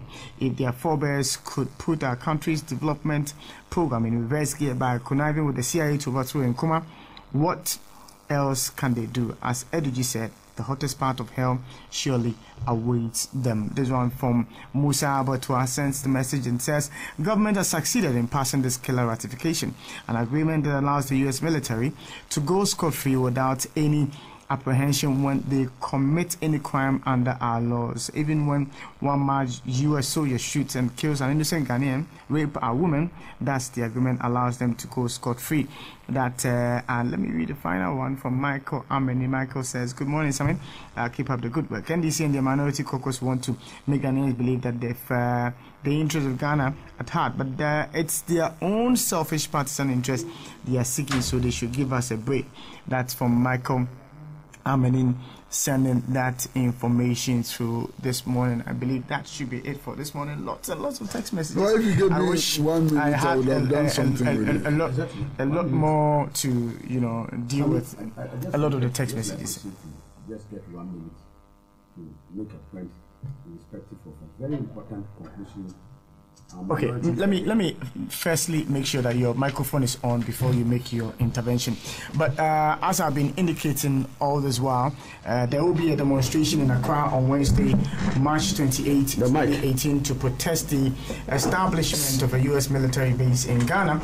The demonstration organized by the Ghana First Alliance will start at the Obra Sport at 10 a.m. All Ghanaians who cherish national independence and freedom are invited to join. That's information for you. Also, a lady aged 54 years, dark in complexion, stoutly built, left the house yesterday. She was in a green top and a black skirt and has since not returned. Anybody who comes across such a lady should please call 0244592778 or report to the nearest police station so the needful can be done. Alhaji. Yeah, Sammy, I just 1 minute. I just want to place on record that there were many colleague MPs on the other side who in our interaction made it clear that this was a very bad deal. And that for it to even go down that it is under their watch that this happened, it was something very worrying to them. And they confided in us. But this is a very vindictive government. Even if they smell blood, they will come after you. So I'm sure they will not want to even show their faces. Some of them, to be honest with you, some of them left the place. They did not vote. Some of them left the place. And so I think it is important to place that on. And also to indicate that in the concluding remarks of our minority leader, Honorable Haruna Idrisu, he said what was happening was not just for the day, but that the minority's position will be vindicated tomorrow. History will vindicate the minority for the position that we did to make sure that Ghana was not sold. Our independence, territorial integrity, and sovereignty was never sold for a mess of pottage. And that it will come. It's the same thing that happened to President Mama. When the elections happened and President Mama said history will vindicate him. Today, people are lighting lantern to look for President Mama in the midst of this crass incompetence and corruption-ridden government. Thank you very much, Alhaji. Mr. Bright. Actually, what I was going to say is just about what Eli Husseini said, but using different facts, you understand. On Tuesday morning, the Deputy Minister for Works and Housing was on Metro TV's morning show. And this issue of the U.S. military base came up. His first reaction was that Joy FM was peddling fake news. And that a president like Nana Akufo-Addo could not append his signature to such a bad agreement which will lead to the recolonization of Ghana. And that Joy FM should prevail upon to stop spreading fake news. This was the genuine reaction of the deputy minister. When eventually he found out that his government had actually entered into this agreement, he started retreating and saying that, oh, then maybe there's something that he doesn't know, and so on. You understand? But the point I'm making is that we need to have a parliament of conscience. The situation in which every issue is dealt with on purely party lines is the surest indication that we no longer have a parliament of conscience.